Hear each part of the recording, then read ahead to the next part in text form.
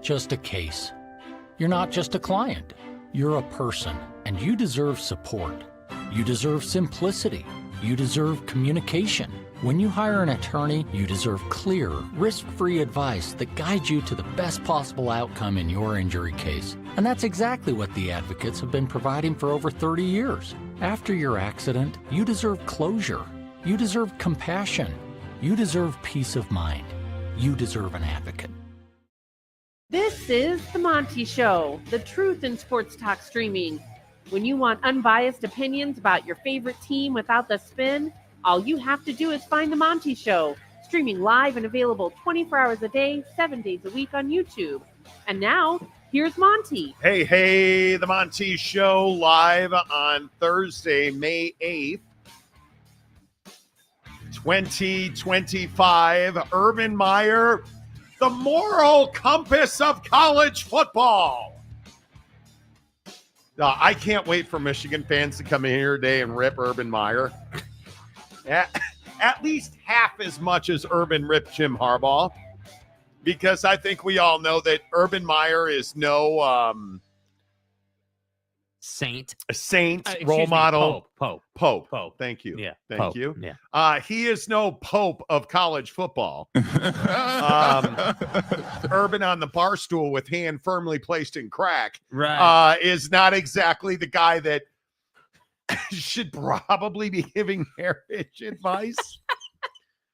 But when it comes to this Jim Harbaugh thing, I actually think Urban Meyer's right. Now, of course, every Michigan fan is going to tell me, well, look, fat ass, you're biased. No doubt. I hate Jim Harbaugh. I've told you repeatedly, I think Jim Harbaugh is a disgrace. I think Jim Harbaugh is a blight and an embarrassment to the game of college football. I think that Jim Harbaugh, who is under a 4-year show cause that has, 3 more years left on it, for the crimes he perpetrated against college football, for being dishonest, for being evasive, for failing to uphold an environment of compliance at Michigan. Jim Harbaugh is a scumbag, in my opinion.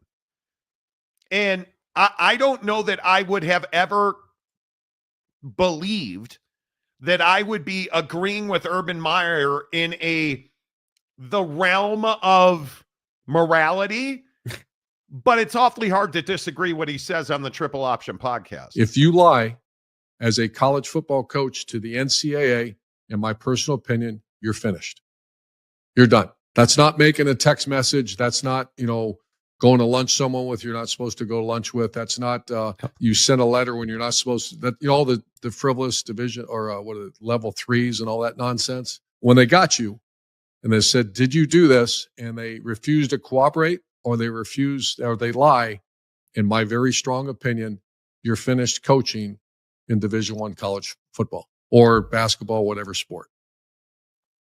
Can't say I disagree with him. Facts. And I think when we look at this situation with Michigan, I think it is this June. It's less than a month away, 3 weeks away now. The Committee on Infractions will have their hearing. Yeah, I believe it's the 17th through the 19th. Yeah, it will have their hearing on the Michigan situation, and finally, hopefully, we get some resolution on it. But I think you're looking at a situation where now. Jim Harbaugh's looking at a 10-year show cause over, right? And what that means for those of you who don't know, if you want to hire Jim Harbaugh and you're a college coach or a college administrator who wants to hire Jim Harbaugh to be your coach, you have to go before the Committee on Infractions and make the reasonable argument, show cause as to why Jim Harbaugh is the only coach that can be your coach. You have to quite literally go say, the reason we need to hire him over everybody else is because it's a death sentence. Right. Nobody's going to do that. So I think Jim Harbaugh's done as a college football coach. I think the way that he tucked and folded and then went to Los Angeles even though Michigan embarrassed itself and knee padded up and filleted Harbaugh and was offering to make him the highest paid coach in the history of college football. Turns out that wasn't enough for Jimmy. So I tend to agree with Urban here, Jake. I think it is inexcusable. Getting caught is not uncommon. Mm-hmm. What Jim Harbaugh did in being evasive, lying, and not cooperating, that's unusual to me, and I think he should be held to account for it. I absolutely agree, and I think that everybody who defends this guy and wants to sit here and talk about like, hey, like he's a good dude and everything's fine. Like I just don't think that that's the case, and I think it's well documented. It's not really even an opinion that Jim Harbaugh not only refused to meet with the investigators, right, with the NCAA investigators. He not only refused to meet, he lied about things. He was nefarious. Like we know these things. This isn't an opinion. This is what happened. So I agree that getting caught is one thing, but then doubling down and hiding it and well, I'm not talking to you guys. Like no way. Like or if I have to, I'm going to lie about it. Like that should just be the end of it. Why do we? What kind of example are we setting for kids and players and anybody in the sport? Or really at the college level, if that's what we allow to go on. I mean, I just don't understand why this is controversial, because this is absolutely a controversial take from Urban, right? This is all over the place now. People are freaking out about it.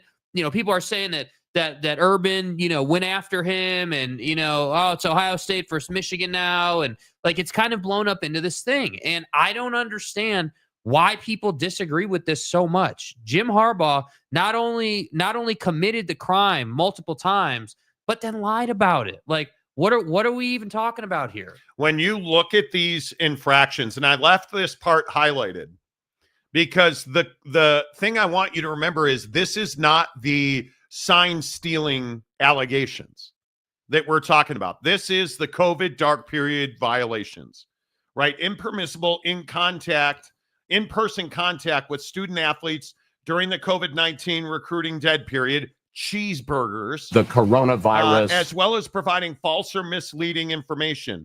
Look at the very bottom one. No participation in hearing. Harbaugh refused to participate in a hearing regarding the allegations. Wouldn't even show up and talk about it. Impermissible contact. Harbaugh was found to have had several impermissible in-person contacts with recruits and their families during the COVID-19 recruiting period when such interactions were restricted. Misleading or false information.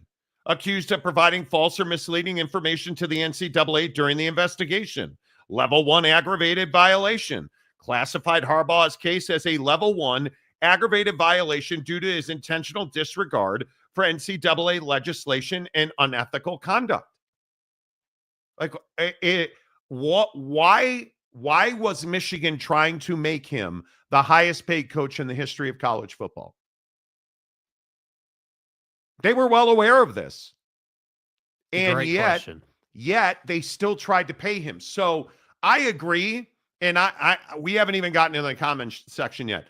I agree, Michigan fan. Urban Meyer is nobody's moral compass. But you know what the problem is? He's exactly right here. Jim Harbaugh should never, ever coach in college football again. If he's the last coach on earth, college football should die. Yep.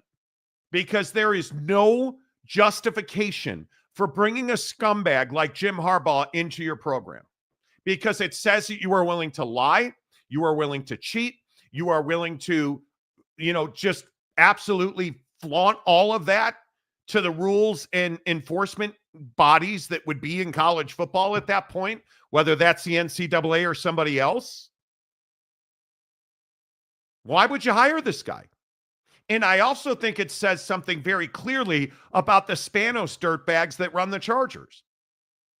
They were willing to hire him. 100%. And again, when this all comes down, are you telling me that the NFL should have no say about punishing Jim Harbaugh? Well, I think we've seen, as far as the NFL is concerned, we've seen how they go about this, right? We've seen that what they do is they let it all play out. And whether this is college stuff or just criminal investigations of their own players or whatever, right? Their typical processes, we're going to let everything play out. We don't want to talk about this or deal with this until everything's on the table and we can see the entire playing field, if you will. So I think he's going to get slapped by the NFL for this. You do? I think the NFL, cannot afford to be seen as a destination for douchebag head coach who wants to commit a bunch of violations and do the worst of the worst in college football and then head to the NFL for a safe haven. That I think the NFL wants nothing to do with. And that's the Terrell Pryor, Jim Tressel. Yeah. And oddly enough, we're So- talking about an Ohio State connection here. I'm so tired of Jim Harbaugh's, I would never do that. I'm Captain America. Lying, cheating, and dude, you did all of that. Cheating, lying, and then playing the victim. You did all of that. The NCAA says you did all of that. Got to be America's team. Well, I mean, it is wild to me. Wild to me. And let me go back and find the first one. Matt Ritson, hello. Dana Marie, hello to my fellow U.S. Americans. Hello, Dana.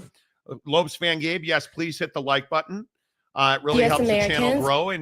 And everybody listening on our audio podcast, which is growing exponentially, which I really appreciate. Please consider coming over to YouTube, hit subscribe, give us a thumbs up. Appreciate that. Backwoods sexy Mike Smith. One sleazy coach goes after another sleazy coach. Pot versus kettle debate on tonight's news. But here's the thing with that. You're not wrong. Obviously, you're not wrong.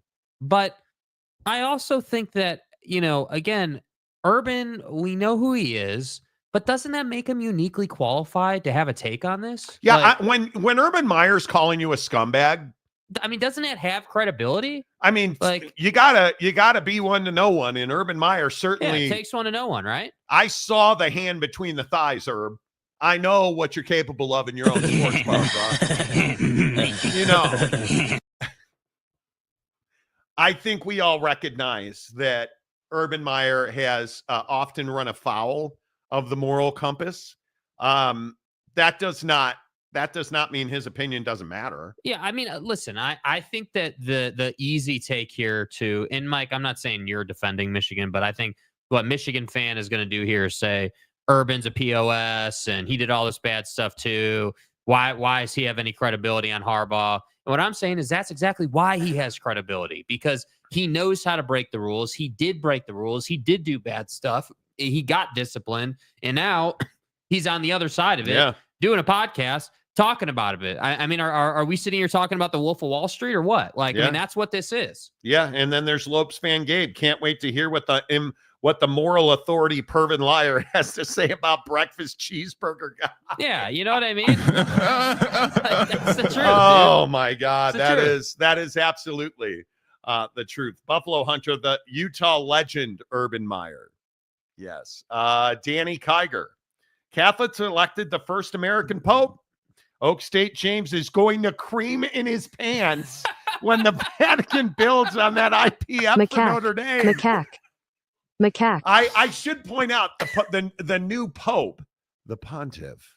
Would he be the Pontiff? That's what they call the Pope, the Pontiff. Yeah, boy. What?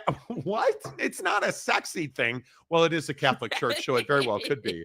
I mean, he is from Chicago.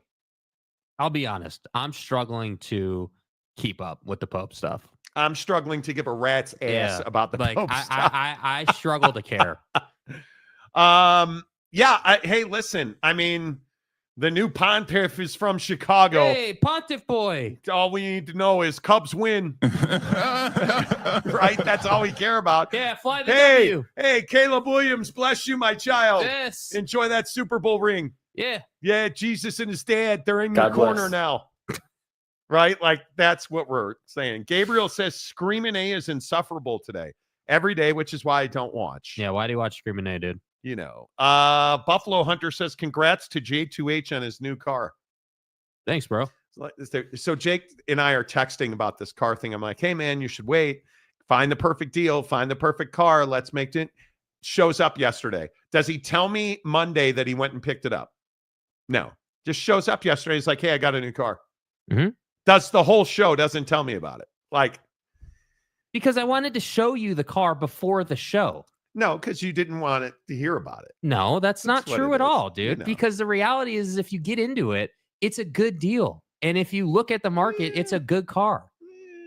Well, you can think poorly about it, but like it's. I'm not the guy who wants to drive a tuna can with a Volkswagen logo on it. Well, that's not really my style, mainly because I'm too fat. Mhm. But that's not really the point here either. Mhm. You Mhm. know. Boy, Jake, I'm just telling he's you, got a it's short not- fuse today. No, it's folks. not. But this is all I'll say about it. I don't. It just because I did it how I did it doesn't mean it's a bad decision or a bad move. Like I've been watching. I didn't say that. Right, but you're saying that I didn't want to talk about it because I didn't want to hear about it. There's nothing to hear about. There's nothing to defend. See, and you're saying that there is. What is there to defend? What is it that you have an issue with? Nothing really. I mean, not that I'm going to talk about on the show. I Okay. mean, I don't know. I'm in a period in my life where I'm like, I'm not taking on new debt. I'm not taking on new debt. Like we didn't even know who the new pope was. How dare you take on new debt? Yeah, and the reason that I took on new debt, Because the pope doesn't mean shit to me, Monty. well, that's facts. One, but two, I wanted nothing to do with having to deal with repairs. There's no question about it. I didn't want to put a new clutch in a car. I'm breaking your ball. No, You're I know. 30 years old, I man. know, You don't no, have to I ask know. permission. I know, but what I'm saying is, see, here's the problem. I wasn't trying to hide it. I actually didn't bring it up yesterday Yeah, on the show. it's not like you because- tried to hide the dog that you like that. You know, that's we were hiding that. Mhm. But you know, See, you know, this is you the know. thing. This is the thing. You ask me, hey, well, why don't you share more stuff, or why don't you? Well, I don't know. Maybe because every time I do something, what's You the break reaction? my balls on the show. Yeah, like maybe it could be like, congratulations, dude. Like, I didn't. like, What poor reaction were- did I have You yesterday? were not excited. You were not excited. You say this about everything, though. well, like, mainly dude, because you weren't excited. First time you went through my house, you weren't excited. I'm not the guy who jumps up and down for cars. Like I've. Well, you were pretty happy about the Beamer deal. You were pretty happy. Like you were happy about the Jeep deal, right? Or no? I wasn't happy about the Jeep deal. Okay. I don't know. I'm in a point, you know what? And we should be talking about Jim Harbaugh as a scumbag. Yeah, but people like this I'm stuff. I'm at the point in my life where very few things excite me because I'm really laser focused on one particular thing I'm working on. Mhm. And I'm just not going to be it's a beautiful car. It's a nice car. I said that. The reason with what you're referencing, the reason that I did it when I did it is because I'm going to need more money down the line, and I don't want anything to do with having to lay out cash to put into a car that I drive like 8 miles a day. Yeah, I just don't think it matters. You do what you do, man. Like it doesn't. I just am not somebody that where we are with our economy, with our geopolitical environment right now. I'm just not taking on new debt. I'm not doing that unless I have my 25-year roof. I'm not doing it. Mm-hmm. Right? Like that's right now where my mind is. I'm not in a place where I'm willing to take on a bunch of new debt, and the car market is so ass backwards right now. Like I was reading a Bloomberg thing, I think it was, or listening to Bloomberg's morning podcast. Yeah. And they were talking about how on average, Americans are paying $5,000 to $7,000 more for cars than they should be. Mm-hmm. And why is that? Because Americans won't say no. We won't say no.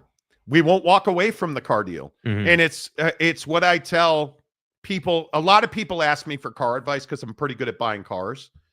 And I always tell people, say no. Mm-hmm. If you are going to buy a car today, it better lower your car payment. And I don't mean it's going to raise your car payment by $1. I mean, you need to lower your car payment by $1. Because if you're paying more, you're paying more. There's no way to spin that. right? And I say this, I have no idea what your loan situation is or any of that. But my point is, if you're going to buy a new car, it better lower your car payment. And the other thing is, if you're going to buy a new car right now, you just better get ready. If you're buying a 23, 24, 25, you're going to pay more for insurance. Your insurance is going up exponentially, which sucks. That's why I'm in this place where I'm like, hey, I'm not going in the debt for anything right now. Like, I'm not buying. I have the means to go buy a new house, if I want to go buy a new car right now, I could.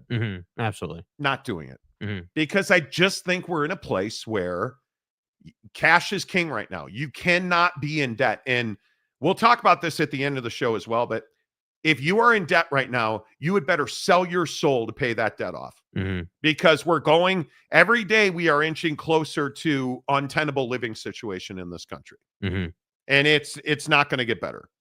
It is not going to get better. And the car industry is just so backward right now with the way cars are being, you can't lease, you can't really buy. You have to be in equity. Dude, if you are carrying negative equity on a car, don't even think about buying a new car. Agreed. It's just not a conversation you can have. And I think the lease incentives are as bad as they have ever been. The EV market is completely broken right now. You just can't do it. Yeah. And I love cars. I am the guy for probably the last decade. I bought a new car every 2 years.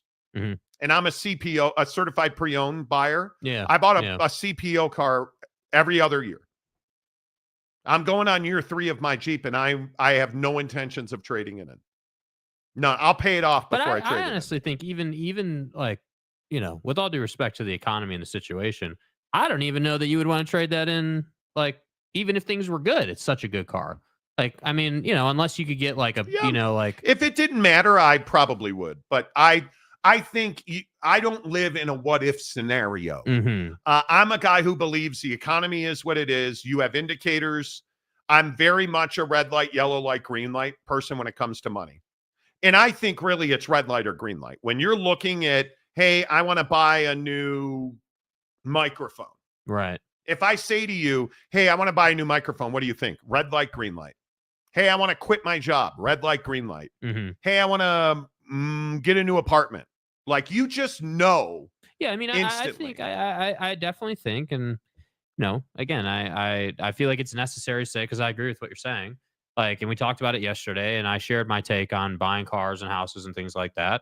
Like, if you're gonna do it, it has to be a very like specific situation, right? Like, just like you just said, like, you're not gonna go into a dealership with $10,000 in negative equity in your car and make some great deal. Like, that's just not going to happen. Yeah. And, well, save it. Well, it's not one of our non-sports stories today at the end of the show. Cause I think buying a car right now is such a fascinating conversation in this country. It is debt. And we talked about, like, do you know how many of you guys DM me yesterday about side hustles and how to buy houses right now? Like, I must have 20 conversations going. I'm not even kidding. So many people said, dude, I've been trying to buy a house and I can't. And buying a house, buying a car, and side hustles are a conversation you should be having with yourself, your spouse, your girlfriend, your friends, your mom, your dad, everybody, because it's impacting everybody's life right now. I talked to a mortgage guy today who said his biggest single mortgage product right now. If I said to you, major mortgage brand, what do you think his biggest mortgage product is? HELOCs. Nope.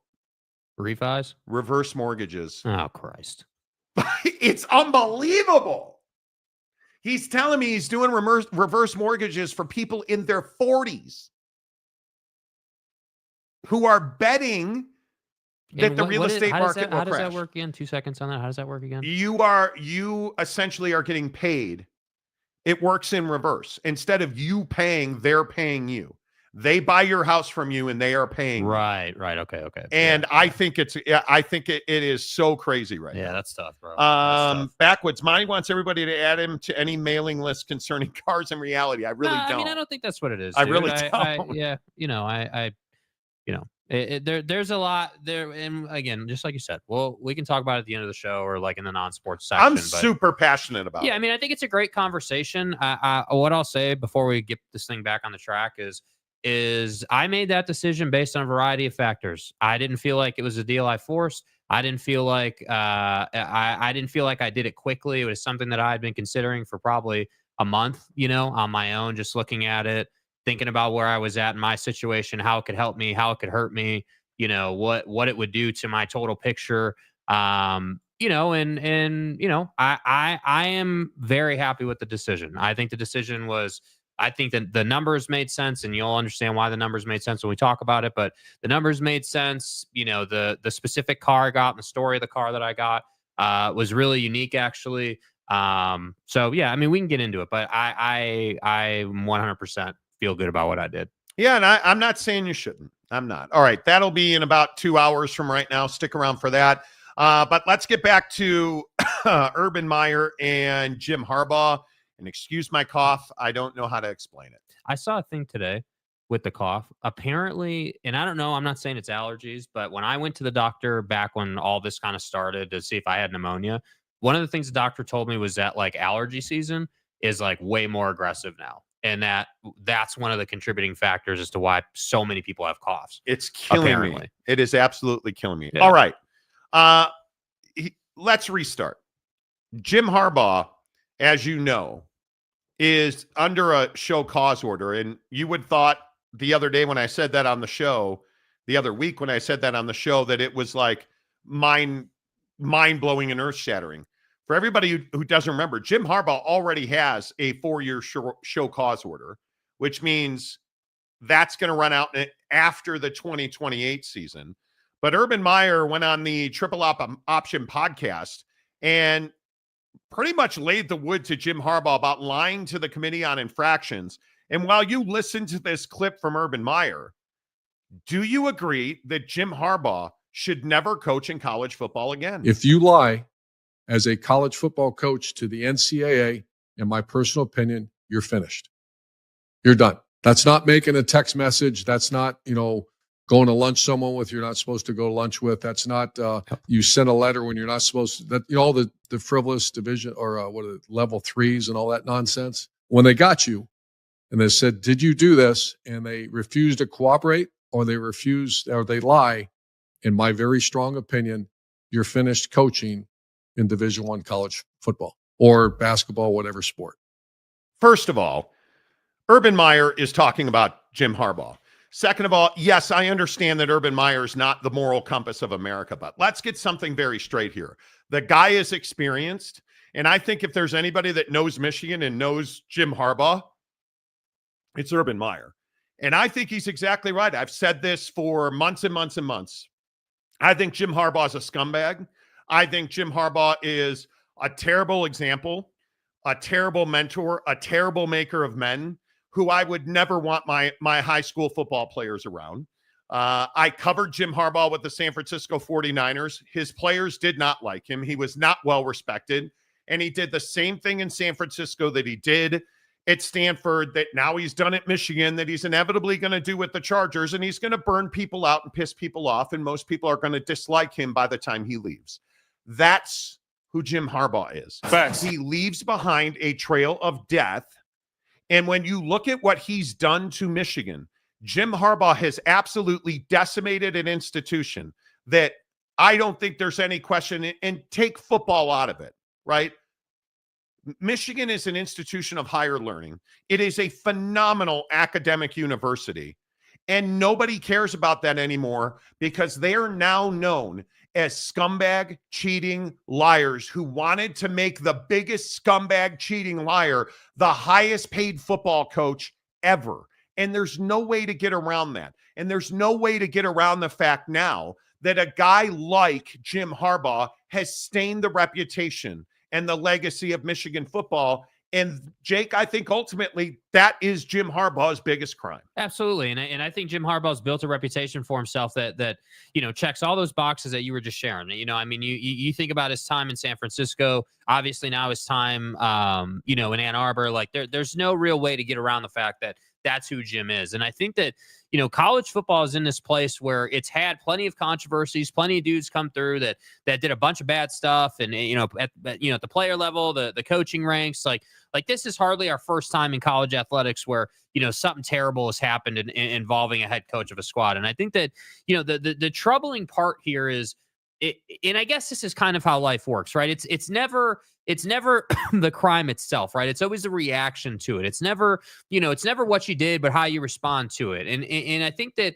Jim Harbaugh, and I don't know if it's a complex he has where he just thinks that he's immune to punishment or somehow he can just do whatever he wants to do from a rules standpoint, but it just seems like that's kind of how he goes about it. That whether we're talking about how he treats people, whether we're talking about whether he follows, NCAA bylaws and guidelines, like the guy just doesn't, run a professional ship, if you will. He just does not do it the way it should be done. And you're always going to have the guy out there who's like, well, that's why I like Jim. He goes against the grain. He's different. He's a maker of men.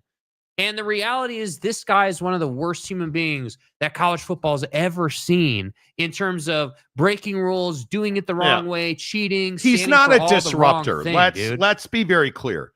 Jim Harbaugh is not a disruptor. He didn't come in and do it his way, and it was different and innovative and unique. Yeah, like, come on. No, Jim Harbaugh, in my opinion, is nothing more than a criminal who lies and cheats to gain financially and to gain influence. That's who he is. And when you look at Jim Harbaugh, I think very much in professional sports, and I consider college and the NFL to be professional sports. Right. When you look at when a guy leaves a position, what he leaves behind is very telling about who he is. And if you want to compare, Urban Meyer to Jim Harbaugh, Jim Harbaugh has left a trail of death in his wake. He left his top assistant there. Well, what is Ryan Day? Ryan Day has taken over for Urban Meyer and won at a very high level and now has won a championship, right? Not always smooth, not always great, not always beloved. But there's no question that Ryan Day has Ohio State in a very good place. And there is no question that because of Jim Harbaugh and because of what Jim Harbaugh did at Michigan, Sharon Moore is very much at risk because of exactly what the NCAA said about Jim Harbaugh. If you want to know why Sharon Moore is at risk, just read what's on the screen, right? And if you want to know why Sharon Moore is at risk, it's 100% about what Jim Harbaugh did. And what did the NCAA say that Jim Harbaugh did? He engaged in unethical conduct, failed to promote an atmosphere of compliance, and violated head coach responsibility and a responsibility obligation. Well, and what do we know that Sharon did here, right? I mean, because I think it's a really good point. We're talking about Jim Harbaugh getting taken to the woodshed by Urban here, and Urban saying, hey, if you lie to the committee about what you did, you should never coach, college football again or whatever sport you were coaching. And so when you look at Sharon Moore, I think it's a really interesting point because what have we always talked about with Sharon? What did he do? Oh, that's right. As soon as he knew he was in trouble, what did he do? He deleted a ton of text messages linking him to that trouble. Like, that's the type of behavior that when you talk about, hey, what did Jim leave behind? Well, that's the type of behavior that he left behind, right? He left behind several dudes, including Sharon, who were more interested in covering things up or deleting things or trying to cover their trail than just copping to it and saying, yeah, we did this, like we gained an advantage, we did this, or we did the COVID recruiting stuff. This is what we did, and I'm the head coach of this football team now, and I'm more than happy to fall on the sword. I'm more than happy to take the discipline that is required for us to move past this as a program. And that's where I then bring up the conversation of, again, off of your point, which I think is spot on, what did dude leave behind? Well, dude left behind a president that now is left for the SEC because he's scared of the punishment that his school and his athletic department is about to receive in June. Like, that's my problem with Jim, dude. It's not about any longer the X's and O's and how many games you won and, did you win natties and did you do, like, that's not what it's about anymore. No. This is about this guy committing violation after violation, hiding his tracks. And we haven't even gotten to the Matt Weiss stuff yet, which I am, again, my opinion, no evidence, my opinion. I am convinced that based on what we know who we know Jim to be, what we know he's already done, you cannot tell me Jim had no idea what Matt Weiss was doing. I just will not buy it. I'll die on that hill. I just can't get past that. So, well, and I before we leave Sharon Moore, again, remember, he's also accused of recruiting violations in the COVID dark period. And now with this Connor Stalions deleted text message situation, he's considered a repeat violator. Yeah.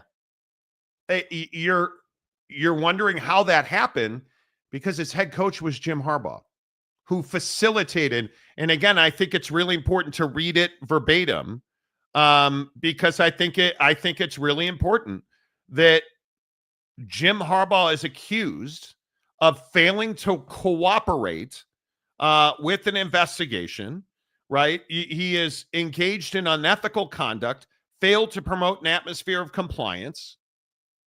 So Sharon Moore, also accused of recruiting violations in the COVID dark period, now deleting text messages with Connor Stalions, and he's going to take a self-imposed 2-game rip for that.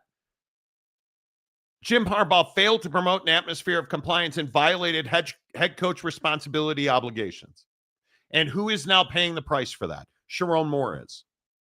That's who's paying the price. The current football roster at Michigan paying the price for that. And I think that's why when these Jim Harbaugh questions come up and you have a guy like Urban Meyer who is far from clean ripping Jim Harbaugh, I think it's hard to not agree with Urban Meyer.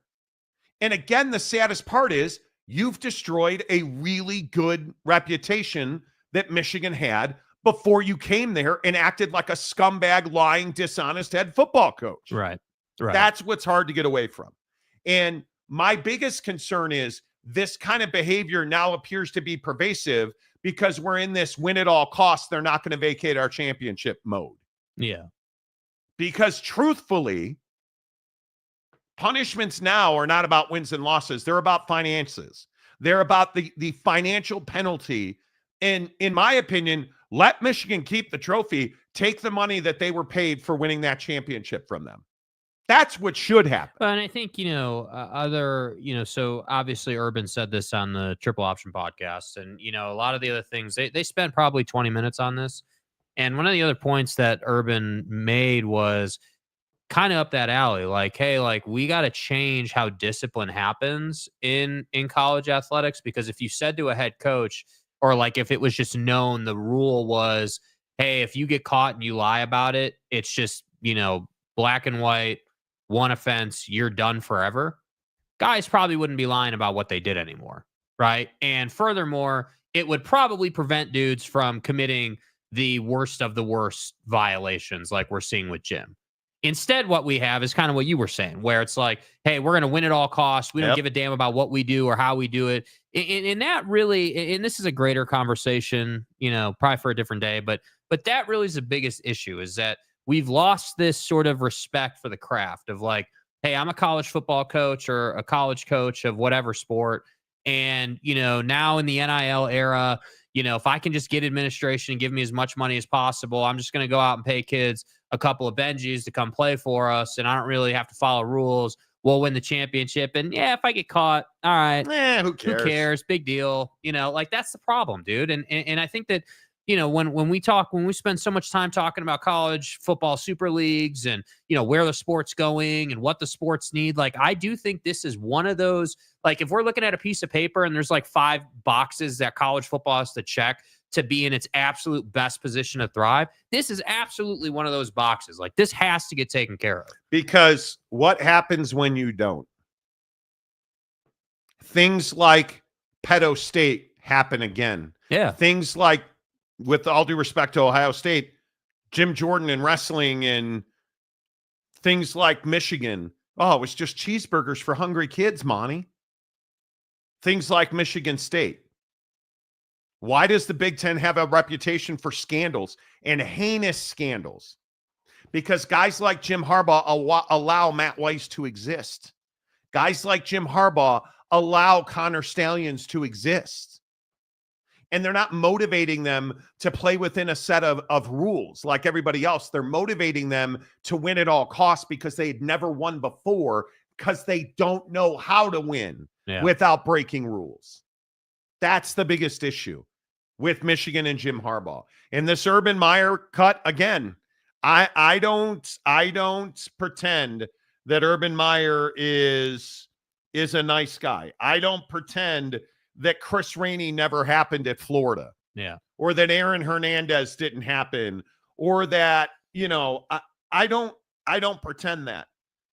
I don't pretend that Urban Meyer didn't sit in that bar. I shouldn't put the picture up, should I? I mean, I don't pretend that Urban Meyer didn't you've been sit living in that under bar. a rock and haven't seen it. Yeah, you can go look at it. I don't pretend that Urban Meyer is a moral compass. But when something in college football happens, Urban Meyer's voice matters. Yes. Now, you want to talk about the NFL? Yeah, Urban's voice doesn't matter. Jim Harbaugh, what Jim Harbaugh did and what the punishment should be, Urban Meyer matters. All right, Big Blue Horses for $2. Should university presidents and ABDs be punished as well? Yeah, I think Ward Manuel should never be allowed to be an athletic director at a university again. I think that, of course, it's case by case, but are we really going to sit here and like play dumb? Like, you don't think Ward Manuel knew about all this? Look at the free pass Ward Manuel gave to Penn State in the college football playoff. Like, come on, dude. Are you kidding me? And we're talking about a situation where he took Penn State and gave them a free pass, and then gave Ohio State the most difficult road to a championship anybody's ever seen. And not only did it backfire in that incompetent, arrogant buffoon's face, because Ohio State ran that gauntlet, and Penn State got exposed. But you're now known, Ward Manuel, as one of the worst ever college football playoff. I would say mind, but I doubt you have one. Like, you humiliated yourself. It was absolutely one of the worst decision-making processes we've ever seen.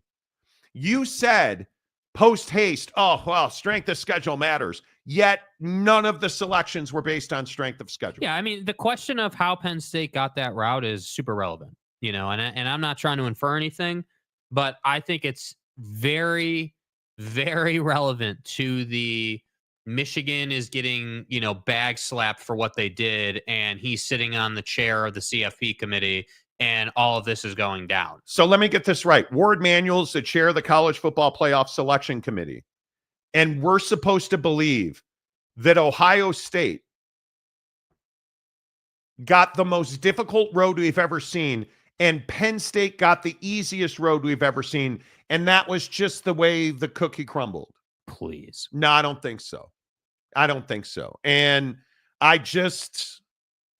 Michigan, what's going on at Michigan is a great tragedy in college football. And again, while we're talking about Ward, I think Santano has to be brought up. Yes. Like I think that, he, based on the reporting that I've seen and that, we've kind of talked about on the showroom here this week, like, it's being reported that he left Michigan to go to Florida because of the Palestinian protesting stuff, that whole thing. You can go read about it. Which I agree played a role in it. Played a role, right?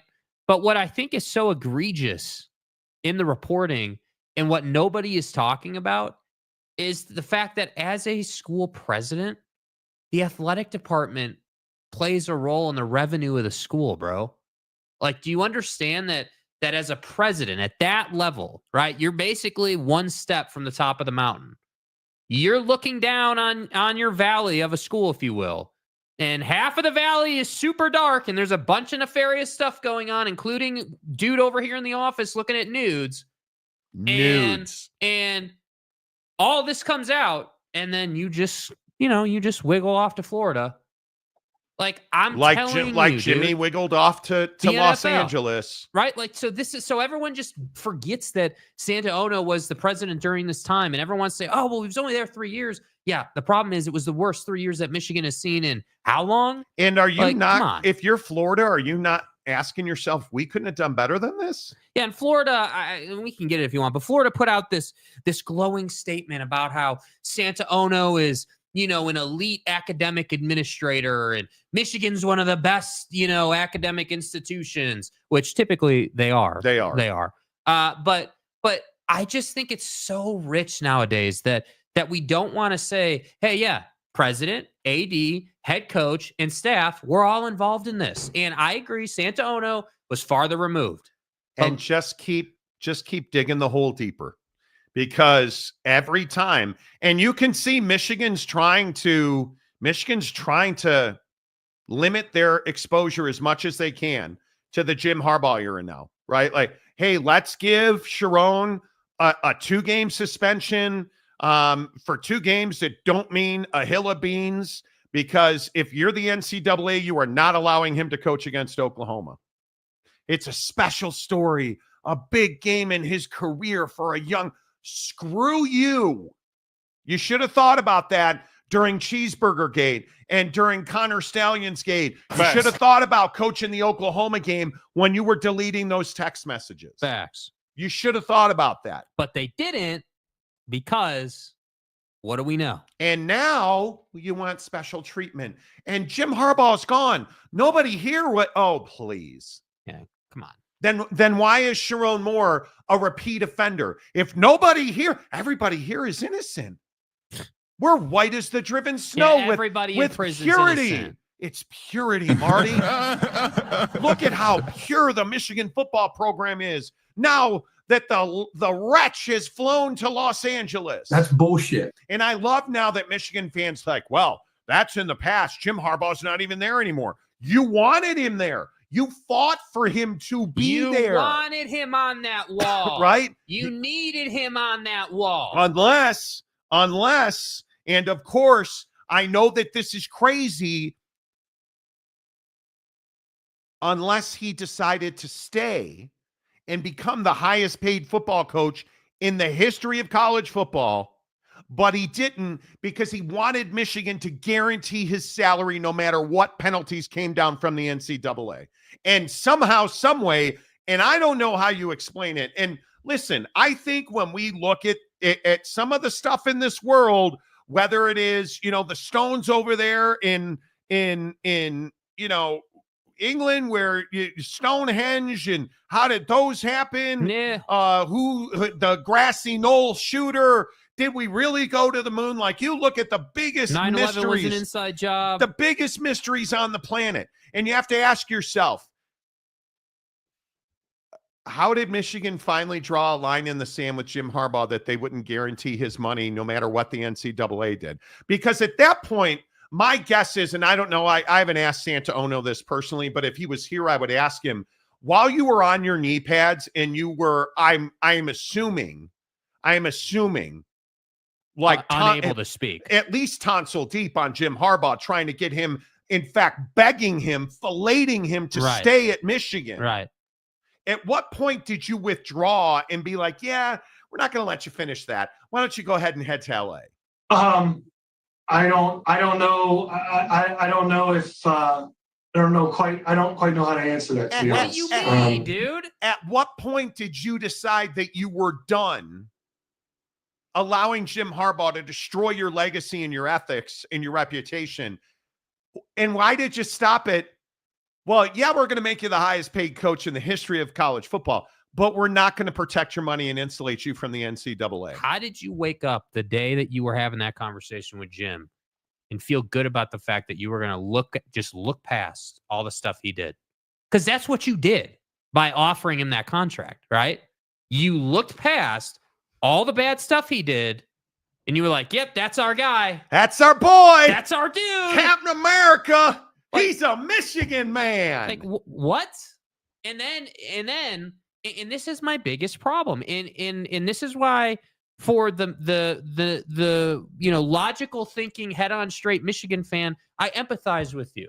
I empathize with you because I know you're out there. No, they're not. Your damn No, they're not. football team needs to get its life together, dude. Your football And team needs to get its life together, You bro. should have cleaned house. Immediately. When Jim Harbaugh left, he should have taken everybody with him because you needed to start over. Because again, Jim Harbaugh engaged in unethical conduct, failed to promote an atmosphere of compliance, and violated head coach responsibility obligations. That according to the NCAA. I just don't think that this is that complicated.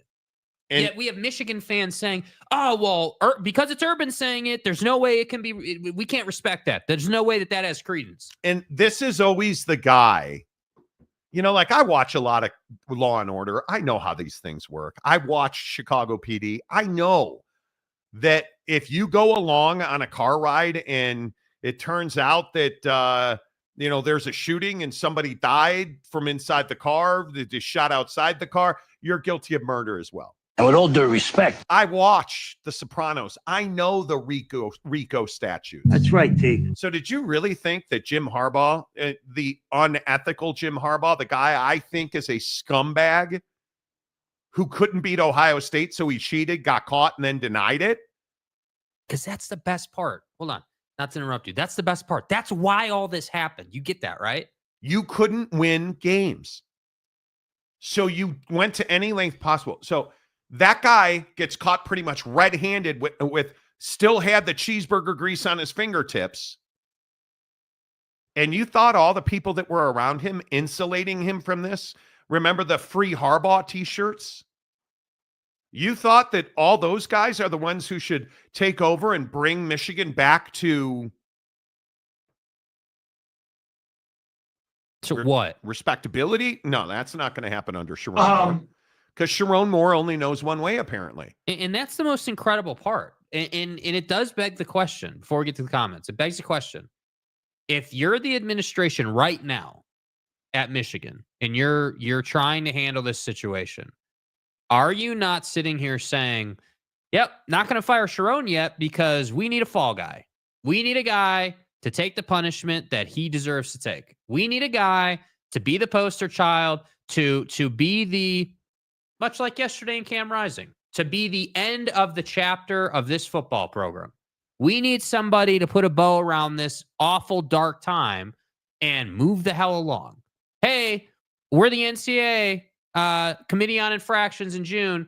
You're getting 5 games. You're getting this. You're getting that. You're getting penalties financially in the years to come. Great. God damn it. What happened?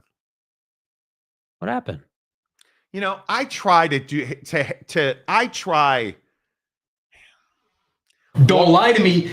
Coming up in 10 minutes, why the new pope is a loser. Already a story. Guess, dude's a White Sox fan. That's exactly it. Is that true? His brother told the new pope's that brother was a complete guess, by the way. told WGN he was never, and he didn't say never a Cubs fan. He was never ever a Cubs fan. Get a fast pass for Douche Mountain. I don't know. Douche. I don't know where that came from. He was always a Sox fan. So wait a minute. While we're on the subject of people lying, are you telling me that Buddy was in his robe or whatever we call that outfit he's wearing with all the other homies inside the chapel, and he lied because he's so ashamed of that disgraceful owner, Jerry, that he had to lie his way to popehood? Is that what you're telling me right now? That he had to lie his way to winning the election known as becoming the Pope, and now he's being outed as a dirty-ass White Sox fan? Nice job, dude. You're going to be a great Pope, bro. Yeah, this is really traumatizing. And as you can see, there's not much hope for you left. I don't know how I'm going to finish the show. I mean, put some more black smoke out. I don't know how I'm going to finish the show now that this news is out. You're a douche. That guy's definitely a douche. More of a scumbag, the new Pope or Jim Harbaugh? New Pope. That's pretty much self-explanatory. David Koresh or the new Pope? Going to say the new Pope. John Wayne Gacy? The new Pope. The guy that murdered the kids in Idaho? Or the new Pope? The new Pope. I just What a joke, dude. John Gotti or the new Pope. John Gotti. You know, probably went too far with this now. I should stay off of Google News during the show, you know. Steely, if he played Ohio State in 2020, he would have gotten destroyed and fired, and he knew that. I think that's possibly true. I kind of tend to lean that if he had lost to, because Jim Harbaugh almost got run out of Michigan. I think we all know that. Brad Smith, 1,000% would have been 0-6 versus Ohio State, gotten bludgeoned with his 2-win team in 2020 and fired before he was ever back in Ann Arbor. I actually think that's 100% the case. I think Jim Harbaugh knew that what had happened if he would have lost to Ohio State again. I don't think you can't even imagine how damaging that would have been to his career. Jeff Woodworth. If EA Sports wants more authenticity in their gameplay, they need more of this. Well, Sergeant Green, as a sergeant of Marines, I couldn't tell you how many times I've had my ass chewed because of the boneheaded actions of my Marines while on LIBO. Okay. As a leader, you hold the responsibility. Yes, you do. Taken from the official transcripts of the Nuremberg trials. Yes, I believe that is correct. The Pope's brother talking about being a White Sox fan. LIBO is a reference in the Marine Corps and a shorthand term for liberty, referring to the time when Marines are allowed to leave their duty. Yeah, exactly right. Exactly right. Yeah. I am amazed that Michigan has stooped to this level. How did Michigan manage to get a president who was cool with all this going on, an athletic director who is just the worst of the worst, and then Jim Harbaugh? I'm a bigger fan of Frank Thomas than Sammy Sosa. Okay, dude. I do have a Frank Thomas story. The first White Sox game I ever covered as a young journalist, I caught a Frank Thomas foul ball in the press box. It was pretty amazing, and I enjoyed it. Maury, I liked you at one time, but I want you to know. This, yeah, I mean, I want you to know that time has passed now. Although Sammy Sosa, is it the white Sammy Sosa or the dark Sammy Sosa? I see them as two different people. Michael Jackson or Michael Jackson with kids. I see him as two different people. Yeah, corked. Elvis taking a dump when he died. I see him as two different people. Don't you know who I am? Right? I mean, John F. Kennedy or John F. Kennedy with a bullet in his... Well, anyway, the point is probably too much. Too much? Probably too much. Probably too much. Backwoods. Military people got it, Sarge. I got it. I kind of thought it was shore leave. Chris Lane, I'm sorry. The only thing worse than Exogen's awful program is the awful Exogen fans that are downing Ohio State instead of seeing how bad all of this is. It's a natural reaction. Yeah. Big John. Look at that ring. Ward Manuel allowed so many bad things to happen in his athletic department. Truly shameful. That's the crazy thing. Yeah. So let me get this right. Jim Harbaugh, scumbag. Sharon Moore, multi-time offender. Santa Ono, he left. And Ward Manuel, still there. And he's a scumbag too. But my opinion is he won't be there for long. I think he gets whacked. Interesting. Didn't he just get a contract extension? Am I wrong about Ward Manuel? I don't know. Maybe I missed that. I think the worst commissioner or chairman of the selection committee that we have ever seen, one of the worst athletic directors in the country. Forget football. Forget that the FBI was on your campus investigating computer crimes that turned out to be a football offensive coordinator allegedly hacking into the accounts of thousands of young people and stealing nude photos. Just so you can go to Pound Town. I mean, there were good people on both sides. But my point is, if you look at Ward Manuel and what happened with Juwan Howard at Michigan, God, are you out your goddamn mind? Like this guy, and they don't win. This guy, they don't win, right? Yes, he got a contract extension. February 21 runs through 26. The new deal will take him through June 30th of 2030. That was in December. Yeah. Can't tell me there's not a clause in there to fire him. So you knew. Come on. You knew. It's ridiculous. I remember a Cubs pitching rotation of Maddox, Clemens, Wood, and Beltran, to name a few. Beltran? You mean Zambrano? Couldn't keep them together. It's the Cubs. I think the White Sox are a conspiracy. They don't exist. Well, they're a minor league team. Yeah. The Cubs don't have guaranteed pitching. low rate field, The Cubs have the best offensive baseball and the worst pitching in baseball, period. Football, basketball issues, hockey, killing that job, right? Like, Yeah. It's, No doubt. Monty coughing from all that black and white smoke. Thanks, Pope. Yeah, well, damn Catholics. You guys don't care about air quality? Too bad. I'm telling you that pneumonia is the worst thing in the world. It's brutal, bro. And I'm supposedly over it. And I can't stop coughing to save my life. It is the worst thing in the world. Colonel Ingus, dirty pics. Everyone is doing it, Monty. Yeah. Hey, listen, everybody sends nudes. Yeah. Nudes. That's child's play compared to OnlyFans. Listen. I go back. When I think of Matt Weiss, I do think of To Catch a Predator. And the guy walks in with like a one of those brown paper bags. It's got Boone's Farm in it. It's got condoms and lube in it. Yeah, boy. And they're like, hey, dude walks in. And he's like, well, why don't you have a seat? So Rick, why are you here today? Rick, what? So the guy walks in and he'll knock on the door and he'll be like, hello. And the fake 5-year-old girl this guy was there to see is like, come in. I'll be right down. Right. And of course, idiot sexual predator Buddy's walks more than happy to walk in. Right. Walks in with his hallmark of a scumbag pedo. I'm a brown bricked up right now. A brown paper bag covering what is probably, I don't know, a 3-inch bone. Anyway, the point is, he's so pressed in stone. That's right. The point is, like, the guy walks in and the thankfully not real child is like, why don't you just have a seat at the bar? And he's like, oh, okay. Chris Hansen. And yeah.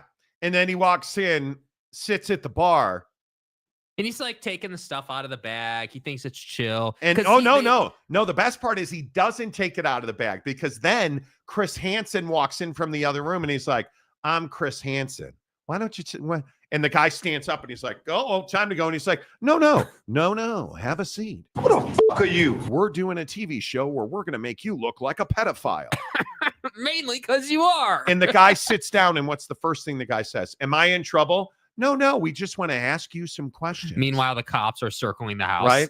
And the guy doesn't know that. Chris Hansen does a great job. And Chris Hansen's like, well, what brings you here tonight? Well, I was just here. I was trying to protect the girl. She was chatting online and she was going to get hurt. I'm here to protect her. Well, let's see what's in the bag. And the guy's name is always like Charlie. What's in the bag, Charlie? And Charlie's holding the bag, right? And Chris Hansen will reach for the bag and Charlie's like, son of a bitch. And Chris Hansen gets it and he's like, oh, let me see that. Now, and Chris Hansen reaches into the bag, pulls out the bottle of Boone's Farm. Oh, Boone's Farm, a little liquor for the night. Were you intending on having a party, Charlie? No, I just said I was on my way home. I was going to have a trip. Well, Charlie, you live 7 hours away. And in the text messages here. In these text messages. Well, no, I was just here to protect her. But in these text messages here. And then Chris Hansen like. He's got like a whole pamphlet. And he flips a page. And he's like, and Chris Hansen will say to the guy, full well knowing he's got the text messages of the guy saying heinous, dirty things. He'll be like, well, what were your intentions with little Madeline? Well, I was just here to protect her. She was in danger. Well, according to your text messages, what did you mean when you said? Were you trying to protect her when you were talking about how large your penis was, Charlie?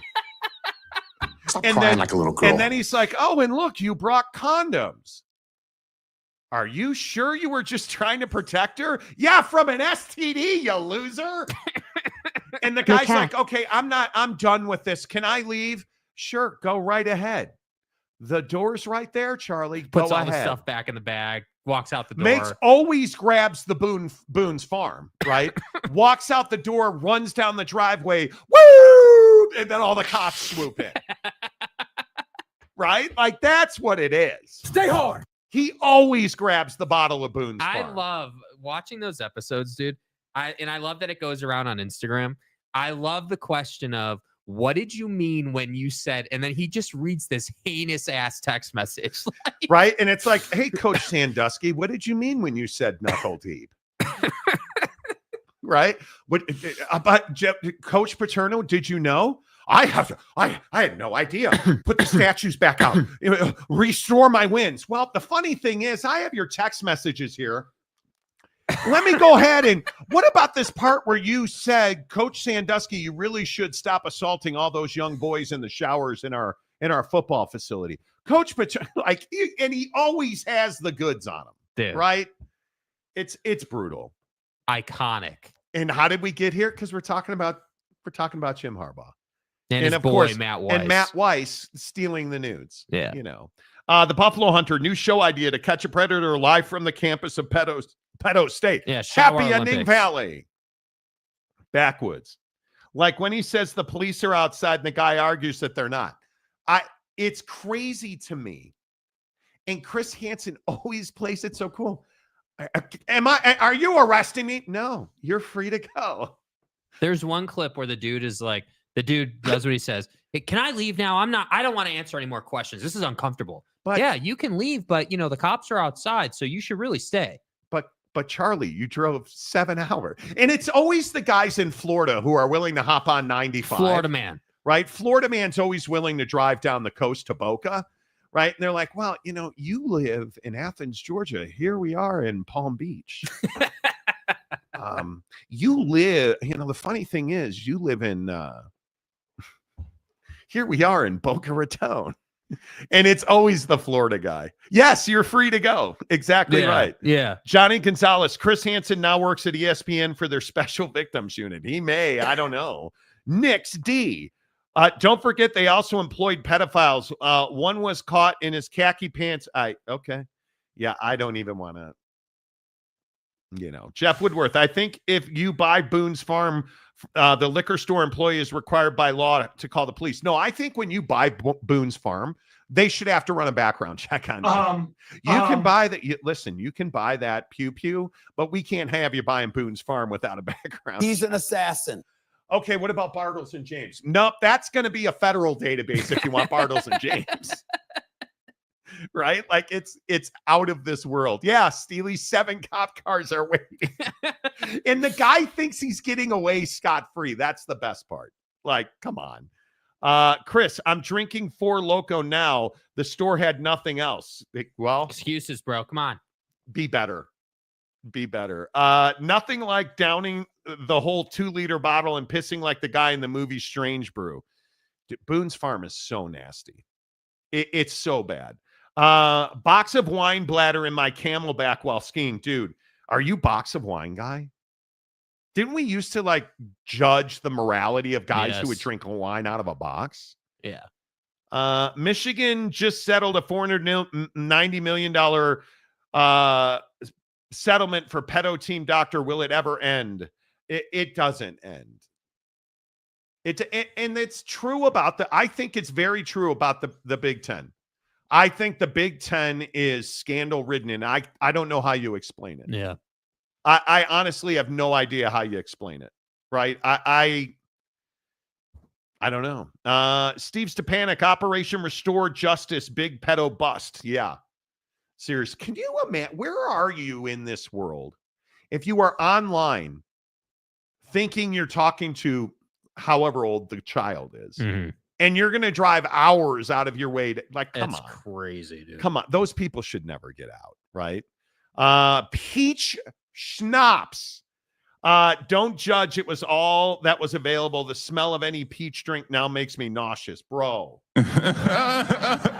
What's the shot bottle we always drink during golf with the cinnamon? Oh my God. Fireball. Fireball. Bro, why is golf and Fireball a thing? I don't know either, but it just is. You got to make me work hard to drink cold Modelo while I golf. Tell you that. No, Modelo's very good.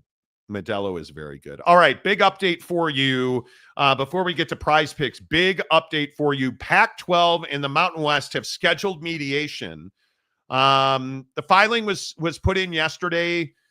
We just can't get anybody to talk about this. It is one of the most remarkable things. And I think you know that we go to great lengths on this show to be accurate. And I am amazed in this situation. And here's the filing right here. This is legitimately from the court docket. Here is your filing. The parties have selected a mediator and scheduled a mediation to occur on May 19th, 2025. And essentially what this is the Mountain West and the Pac-12 asking the judge in their lawsuit to grant them 60 more days until July 15th, 2025 to work it out. And the thing that's amazing is nobody wants to name by name the mediator in this case. And it does give you pause. And I will tell you, we spoke to both sides legally. We asked for comment from both firms, one representing the Mountain West, one representing the Pac-12. I have asked multiple sources involved in the situation, hey, do you know who the mediator is? No, it's either I have no idea or no, straight. I was texting with an administrator at a university today. No comment. Not, I don't know. I'm not going to tell you. No comment. I called the Mountain West attorney in Chicago. Guy actually answered his phone. Hey, man, this is me. Here's where I'm from. I'm trying to find out who the mediator is. No comment. And I said to this lawyer, well, is it no comment because you don't know? I'm not going to tell you. Just know that it's no comment. Okay, well, can I call somebody else? Could you point me in the right direction? Nobody's going to answer the question. And I'm like, what do you mean nobody's going to answer the question? It's been over 24 hours and I can't find anybody to tell me who the mediator in this case is. And yet in the court filing, clear as day, and this is on a public domain, you can go look it up. It straight up says the parties have selected a mediator and scheduled mediation to occur on May 19, 2025. Okay, so in your experience, why would this be the case then? Why would, because you have way more experience in this than I do. So why would it be so hush-hush? I have not seen this in sports previously. I don't know that we've ever seen a situation like this with the Pac-12 and the Mountain West. I can only go back to a legal case I covered when I was at KGO in San Francisco. And it's usually because the mediator is controversial. It is, that's all I can think of. Because a mediator is not an arbitrator. They're not going to make a decision. A mediator is essentially a rudder. You have two sides sitting in a session, and the mediator is trying to guide and direct the conversation to a resolution that's amenable to both sides. And it should really not be controversial. But nobody seems to want to talk about who the mediator is. And I was talking to another source at a university in the Mountain West who was, I think nervous is the word, because this process is this source at this school told me has taken far too long and cost both sides far too much money. I would agree with that. And I think, because I've talked to people in the Pac-12, in that ecosystem currently and previously, who all agree the Pac-12 needs this resolution, and they need it right now, because it's holding up, by a lot of people's estimates, it's holding up a future media rights deal. It's holding up future expansion and membership. It's holding up getting all of the new members who are coming from the Mountain West to sign on the dotted line. Because I would remind you, what is significant about the date What is significant about the date in this document? That date all the way down there at the bottom, July 15th, 2025. It cannot go that far. And why is that? Because the exiting members of the Mountain West, I believe it is a June 30th deadline they have to provide written notice and pay a $5,000 deposit towards their exit fee. That's now the process after the San Diego State debacle. That is now the process that is in place in the bylaws of the Mountain West. Yeah. For withdrawing early. Okay, so today is May 8th. So you have a month and a half. A month and a half, yeah. This is not 5 a lot of weeks? time in mediation. Yeah. And you're not even going to mediation until May 19th. Do some math. That's 12 days before the end of the month. So you have 42 days to get this done. So that's why I keep posing just the question, right?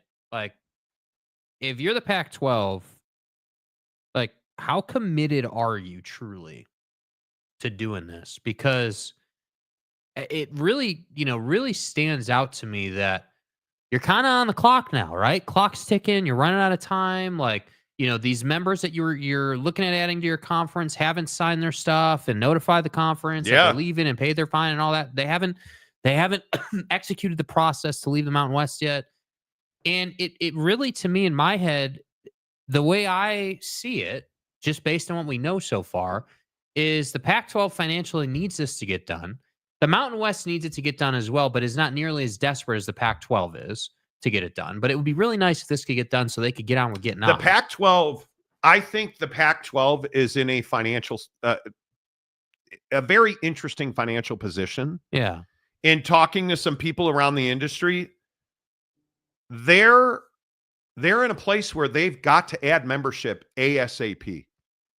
That is emerging as the number one need, because they're not going to be able to secure a media rights deal beyond this coming season. They're not going to be able to do that without names and pens put to paper. It's a very difficult, delicate process for the Pac-12, and they need the money that they are trying to get. Every penny they don't have to pay the Mountain West helps them. And I think when you look from the Mountain West side of it, the Mountain West, their financial future is more secure than the Pac-12, but the Mountain West needs to get on with the business of the future. Right. I think there is more leverage against the Pac-12. They've got to get this done. And so my question is, with that being the case, how committed are you to being your own conference? Because being that you're in that financial position, let's say that, you've got your mediation starts, you get this worked out, let's assume it's best case scenario for the Pac-12 and you get some type of discount negotiated for the exit fees and you get what you want. Okay, this is all done. You've been able to move on. Even at that point, you're still, in my opinion, going to struggle to thrive as a conference. I would agree. Because we don't know what that media rights deal is going to be. We, not only us on this show, but it's been widely reported that the media rights deal that you're potentially looking at doing is somewhere in the neighborhood of $8 million per school per year. The max, depending on who you ask, is 10. My opinion is it'll be 8. That's what I think the number is. That's what I feel good putting it at. So even if that's the case, even if you get that done, you're still not thriving as a conference. And the real hard part is you look at the makeup of the conference and you start to ask yourself, okay, well, if this all gets done and they're a conference and they're moving forward and everything, how is it that they're going to go about going from being really, really tight financially and struggling to winning more and getting college football playoff shares? And again, it's not to say none of their teams would go to the basketball tournament, but however many teams go in, how do you make deeper runs in the basketball tournament? Like, how do you last even 5 years on that financial setup? They will be fighting each other for everything: branding dollars, TV dollars, recruits, talent, staff. Like, because neither one of them is going to, in my opinion, be in a position in the short term to do anything other than keep up with the pace.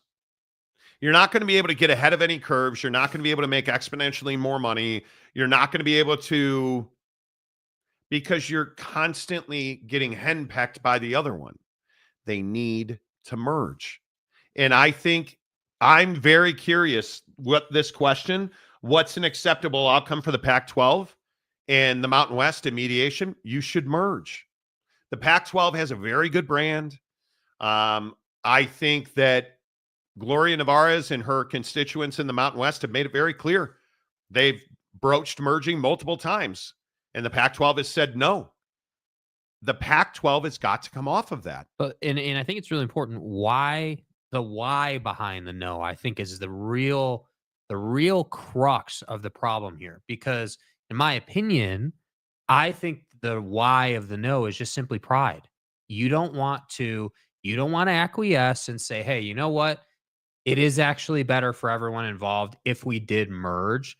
And you don't, as Teresa Gould, in my opinion, want to give up your post because inevitably, as part of a merger, in that negotiation, Gloria Nevarez would be the commissioner of that conference. And frankly, Teresa Gould and company would not have any power over that because they don't have the numbers. But listen, I've had multiple people tell me that Gloria has made it clear if that's the deal breaker, she would not force herself or try to force herself into a position. I think there are multiple candidates to be the commissioner of that league, least of which is Scott Barnes at Oregon State. Like, I can think of a number of people. Gloria Nevarez is going to be fine. That person she is wildly talented, wildly educated, wildly experienced. She's not ever going to be hurting for employment. I think she understands, if nothing else, Gloria Nevarez understands the peril that her membership faces. Whether that's significant or insignificant, I don't know. I'm not the guy to judge that. Yeah. But I am really curious to know if the Pac-12 understands the jeopardy that they currently face. And I think the hardest part, if you are anybody, including the exiting members of the Mountain West, how can you have confidence that Teresa Gould, who is old school Pac-12, how can you have the confidence that she's the right person to helm that league and to helm a new entity? Or I think you need to go outside and find a fresh view, a fresh mind, who's a proven administrator, who can move you through to whatever the next incarnation is.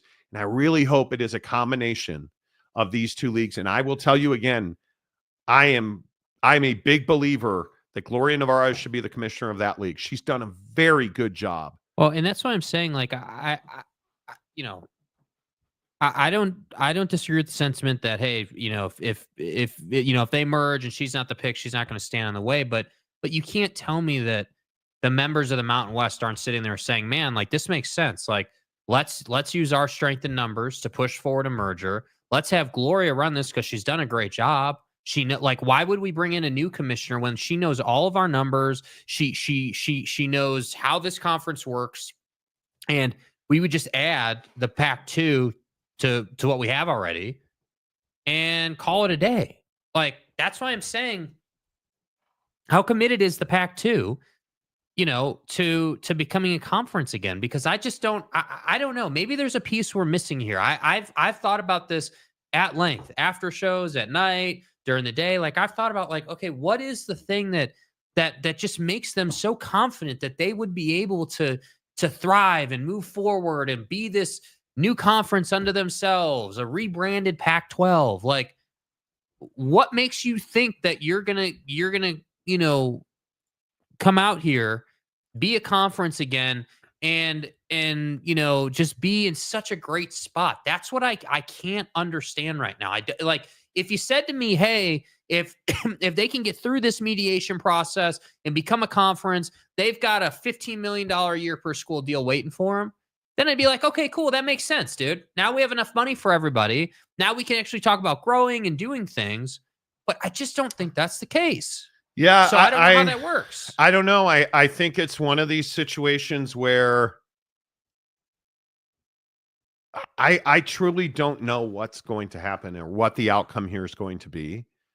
But again, I really try to keep in touch with sources in the TV industry, sources at universities. I don't think that there's much on the line from the I talking to a TV guy today and yesterday, like I'm shocked, but they had no idea that there was even a mediation. They're not following it. They're not following it. And I think when you look at the schools and the administrators we've spoken to, I think both sides have some real actionable items that have to be taken care of now. And everybody's biggest question is, how much are we going to spend on this and what's it going to take to get it over with? And I can only tell you that that's not from the Pac-12 or the Mountain West. That's across the board. Because I can tell you people in the Pac-12 are tired of spending money on lawyers. They are tired of being in litigation because it has been a decade of litigation in the Pac-12. And they have spent ungodly amounts of money on attorneys in that conference. And if you just take the money they spent on attorneys and you had that money in your pocket, how much better off would you be? You would be significantly better off. But you just look at even recent history, this Mountain West lawsuit, this, the Pac-12 exiting 10 members lawsuit, and the Comcast settlement, and over and over and over again. And you just can't seem to find calm waters. And I think that is the folks that I know in and around the Pac-12 want stability, and they want a time where they're focused on the business of growing the Pac-12, and they've not been able to do that for years. Right. And it sucks. It absolutely sucks. And, somebody brought up to me the fact that you had a lawyer in the replay booth trying to make a replay that, God, you guys remember that? That's where the mind of some of the Pac-12 people, they've had tumult and controversy for a decade. And so many people just want to leave that behind, and they can't seem to do it. And I don't know that they'll ever be able to do it, because the way that the Pac-12 does business really opens them up to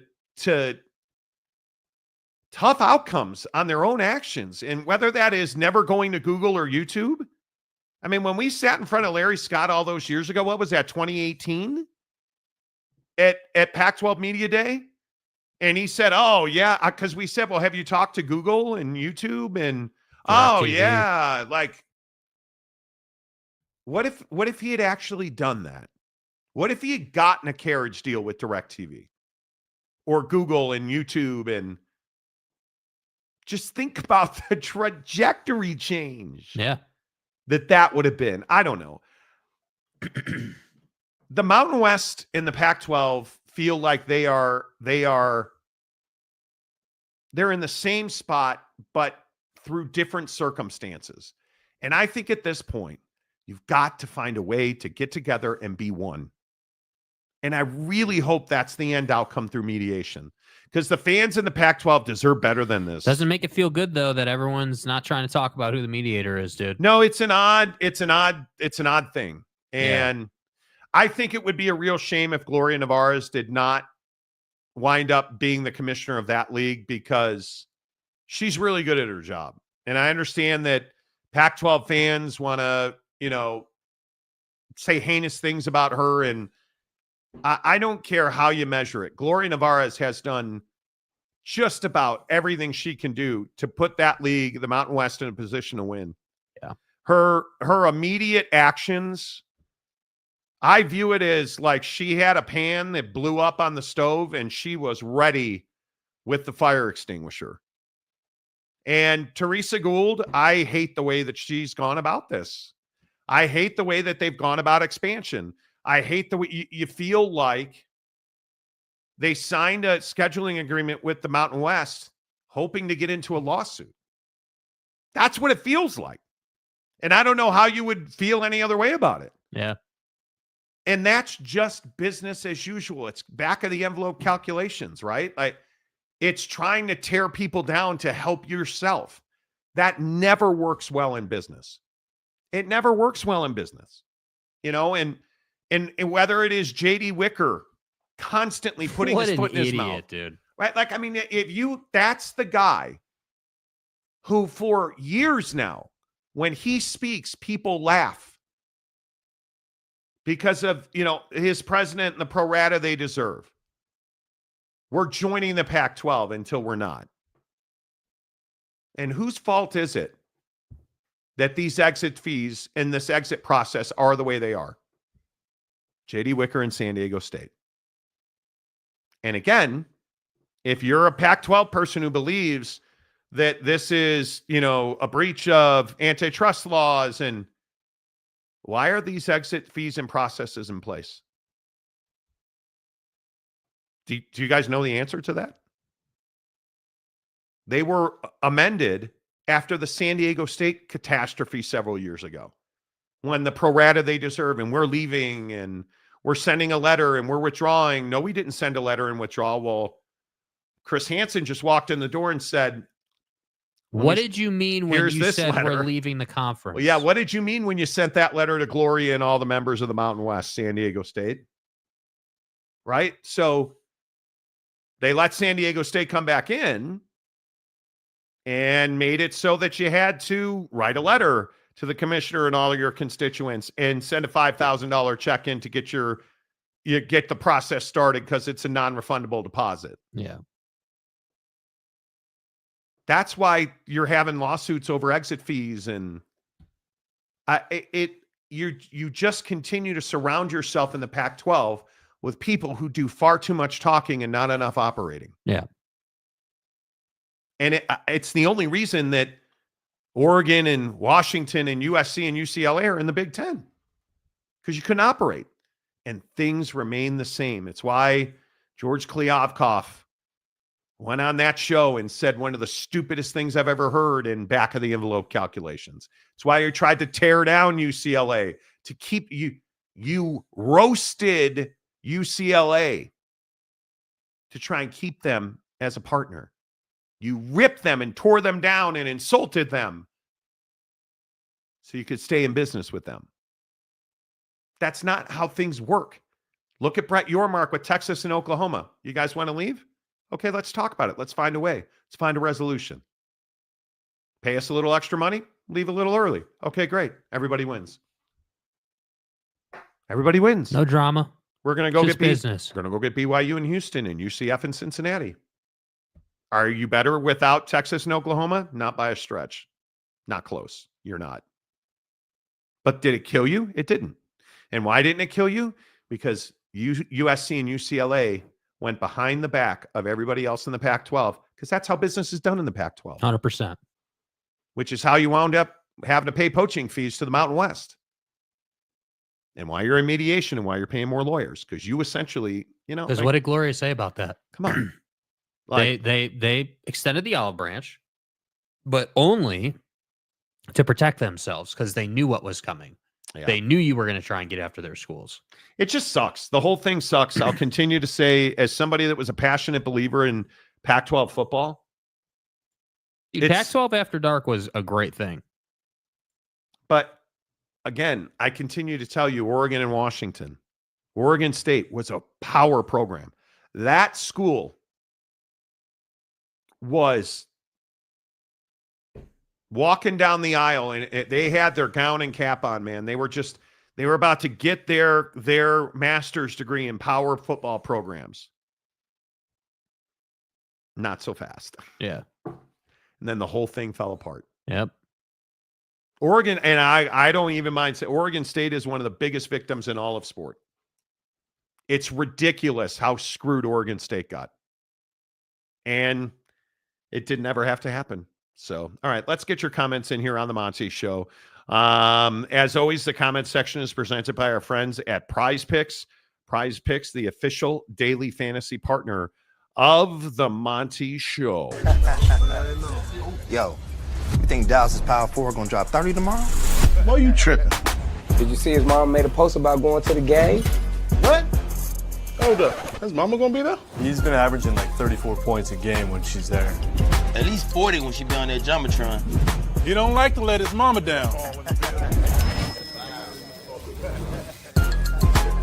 Pick more, pick less. It's that easy. Cash in on your sports fandom with PrizePicks. PrizePicks, the official daily fantasy app of the Monty Show. Make sure that you download the app. Use the promo code Monty, M-O-N-T-Y, Monty, to open up a new PrizePicks account. You deposit $5. They'll give you 50 more. You can click the link in the description of the show or just download the app and use the promo code Monty. One of my baseball PrizePicks, and again, my formula, I think it's super easy to win. You make 3 picks and you flex play it. I do $20 flex plays. If you use demons, you can, like yesterday in baseball, thank you, Shohei Ohtani, $20 to win 140 because I had Shohei the money with 2.5 hits, runs, and RBIs. He had 3. As the Lawyers dismantled Miami. And then the mighty Mets. The Metropolitans, my guy, Francisco Lindor, 1.5 hits, runs, and RBIs. My dude had 5. Thankfully, the Cubs played in the afternoon. Yeah. So I didn't have to worry about it. And I wanted to take a picture. And I was like, dude, am I really going Christopher Sanchez? Is that how we're going to do this? Yeah, it is. 6 innings, 1 hit, no runs. I had him on 4 strikeouts. I took more. He had 5. Solid, dude. 20 to win 140. Life is good. I don't want to talk about the NBA because I got roasted in the NBA yesterday on PrizePicks. It's not good. It's not good at all. Backwoods Mike Smith used to show a good deal of whack games at night back in the day. That was when I watched college football all day into the midnight hour. Remember whack football when it was whack football? It was so whack. Jeff Woodward, the Beavers got screwed, but why were we surprised? Well, when you're in business with Kirk Schultz. Fuck. Pack After Dark, almost as good as Cinemax After Dark. Nothing is as good as, nothing is as good as Skinemax After Dark, right? Big Blue Horses. I think the leadership at Oregon State, their worst mistake was being influenced by the wrong people. Wazoo, San Diego State, and didn't act, then got caught in a bad position. It's sad fall from a P4 to a G5 oblivion. Yep. It really is. It is. I would agree with that take 100%. Yep. San Diego State AD, the textbook example of what not to do. I mean, it's amazing how many times J.D. Wicker has spoken and been dead wrong. It's wild. Seth, who makes hats, but who is a Pac-12 fan without USC, UCLA, UW, and Oregon? People like that brand more than the members. Dude, it's wild. It's just wild how much damage was done to this conference. Crazy. Yeah, Timmy Chang. Good old Timmy Chang. Good old Hawaii, Frank Meese. Hey, Frank. Not that basketball drives any sort of significant value. Au contraire. I think it does. It's 20% of your TV deal. Those tournament shares that last 6 years. Stay with the conference, not with the team. Oh, I think it does. But did you see Nevada is getting a new $435 million basketball arena? I did see that. I did see Nevada's trying to level up. They're trying to level up. But I don't know. UNLV and Nevada are very interesting because they're not North Carolina, NC State. They're certainly not, Cal and UCLA, Arizona State. Are UNLV and Nevada really connected? My friends in that neighborhood say they're not. And I think it is. UNR has some really good legacy to it. There are some names that have played really well in that uniform. But I don't know. We're in such an interesting time. In the world and in sports, I think we're in just such a time we've never seen this before. Yeah. We've never seen so many scenarios. We've never seen that before. We've never heard that before. We've never had this kind of pinch in broadcasting before, where we're not worried about what's on TV. We're worried about what we're streaming on TV. You know, like it's cutting out. Who'd have thought 5 years ago cable TV would be obsolete? Dishes would be obsolete. Whoever thought that, right? It's fascinating to me. Yeah, yet I don't know. I don't know if I like it or hate it. Yeah. I hate the I love the show FBI International season 4. I hate that I got to figure out what app it's on my TV. I hate the way we watch TV now. I understand it. Somebody needs to aggregate that shit because I'm tired of flipping between Max and the Cock and Paramount and that's Prime the Ted Video Cruz thing, right? I mean, that's the Ted Cruz, Senate thing. Yeah. Yeah, James, how'd you get beat on the Nevada Reno story? Pathetic. Yeah, dude. I mean, be better, bro. Pathetic. All right, now we come to the point of the show where, look, you guys know that I don't like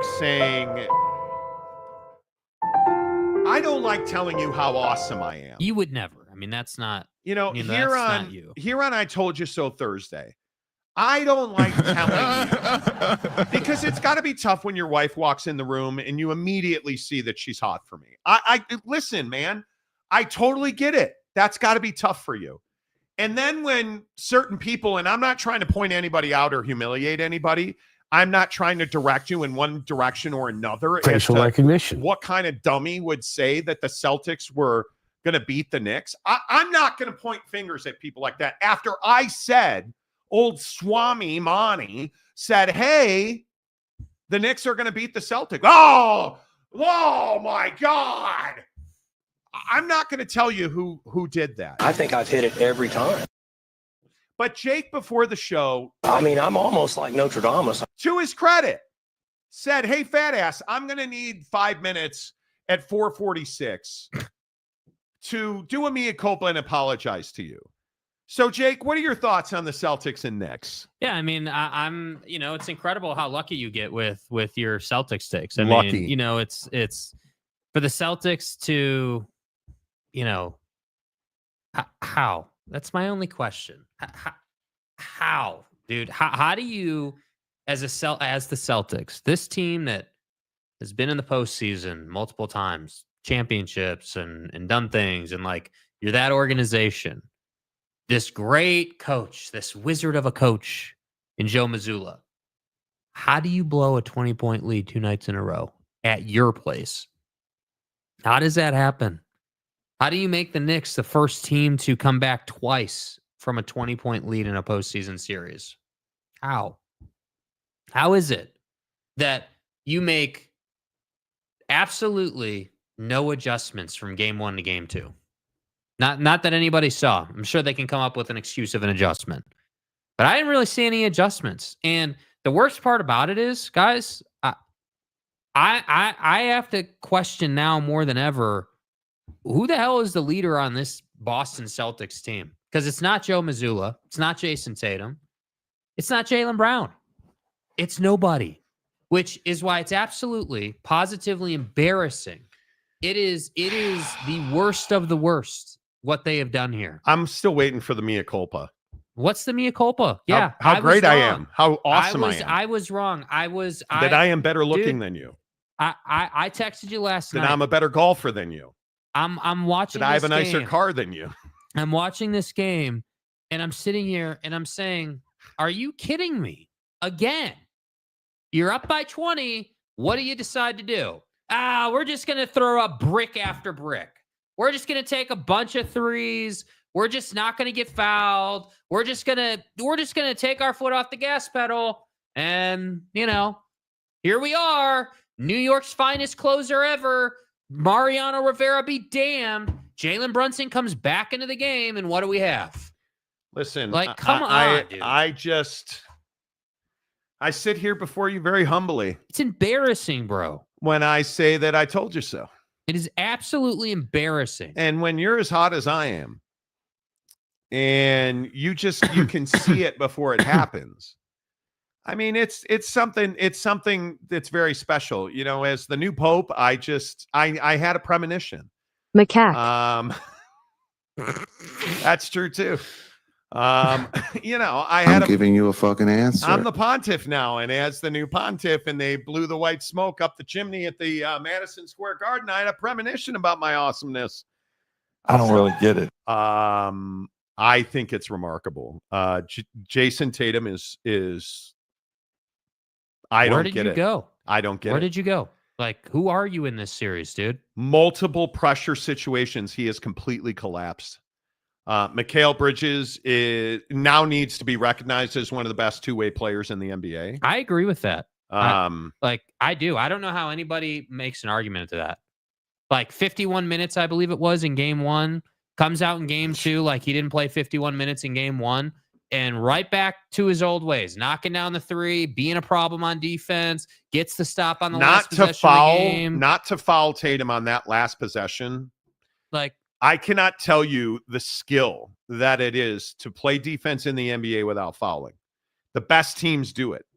And I am shocked, even though I said it, and I'll continue to say the Boston Celtics are a horribly flawed basketball team. And I don't know what is the problem with Jalen and Jason. If you lose this series, you got to burn that thing to the ground. I mean, like you're the papal papers. You got to burn that thing to the ground. That's another Pope reference. You got to burn that thing to the ground. I mean, that's my point. You got to put two in the brain pan and then burn that thing to the ground. I think you have to do it because you can't continue to have this level of dysfunction when you should be winning championships. I'm sitting here and I'm like, all right, well, you did this at home. Again, at home, 2 nights in a row, and now we're supposed to expect you to win 4 of the next 6. With Karl Anthony Towns in foul trouble. You couldn't foul him out. 4 of the next 5, I guess it would be. You got to win 4 of the next 5. Yeah. Like, I don't know. I don't know, man. You lose another game. If it is 3-0, if it is 3-1 or 3-2, you're screwed. If the Celtics win the next 3 in a row, they can win the series. If you don't win 3 straight here, you're going to lose the series. You're going to lose the series because the Knicks are better at home than they are on the road. Yeah. I think that crowd is going to be absolutely wild this weekend. Dude, it's going to be... Dude, Knicks fan is unbearable already. I mean, I don't blame him. But I don't know, man. I'm just shocked. Have you asked Oak State James how he feels about his Knicks? No, I'm really glad you brought that up because Oak State James now is a Knicks fan, apparently. So, new day, new team, And who's the asshole who scheduled that for 1:30 on Saturday afternoon? I'm trying to play golf over here. Hopefully I'll be done. I have a 9 o'clock tee time. Yeah, you'll be done, man. But it's a pretty remarkable turn for both teams. And we talked about it before the playoffs started. Were the Knicks the best team in the East? I think they're really close. I think I think if you beat the Celtics 4-1, let's say, if you beat these guys in 5, bro, I don't care what happens in the Indy series. The Knicks have so much confidence at that point. I don't know how you don't pick them to go to the finals at that point. I would think. I mean, I don't know. I'm just still really dumbfounded by the whole thing. I don't even mean to take anything away from the Knicks. Give the Knicks credit, dude. I mean, you get down in the game, you don't give up. Like they're down. They were down 18, and then at one point it was 20, and then they get it down to like 14. I think it was at one point. And the camera, they do a quick cut after a basket. Knicks are coming back on defense, and you can just see Mikal Bridges is like he's got that look in his eye. He's like on the hunt, looking to be a problem on defense. And I've never been a big Tibbs guy, man, but give Tibbs credit, bro. He has got this team in the correct mental place, bro. He has this team dialed in mentally, and that's what I think started the problems for the Celtics in this series, because the Celtics are a team that thrives when they can move the ball around a lot and generate some open looks. I'm still waiting. And what do you want me to be a culpa on? Like, Talk about my greatness. No, I'm not. I'm not going to. Talk about how amazing I am. No, I'm not going to. Talk about how I was right. No. And, as usual. No. You were not right. No, I'm not doing it, dude. Why? No. Why? I won't do it. No. It's no redos. It's not my fault. Play the Paul Pierce video. It's not my fault. I'm not walking 20 miles to work. I'm not doing it. It's not my fault that women don't like you. Well, Maybe your mom didn't go to heaven. Right? I mean, I think it is. I think it's very interesting that your guy Paul Pierce made a complete jackwagon of himself. This is crazy, dog. I can't believe this.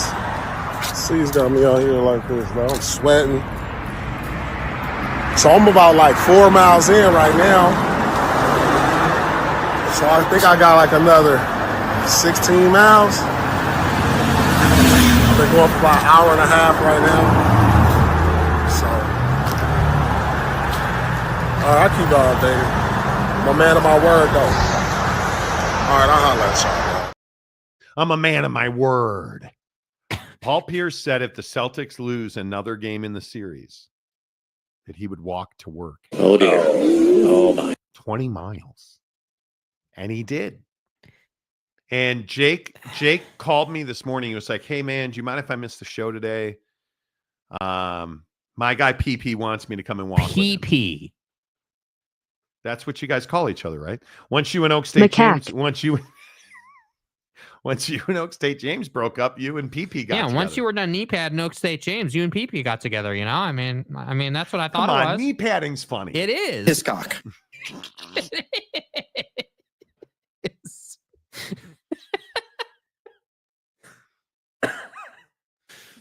Speaking of Oak State James, according to the Reno Gazette Journal, the arena is part of a larger development. It really looks good.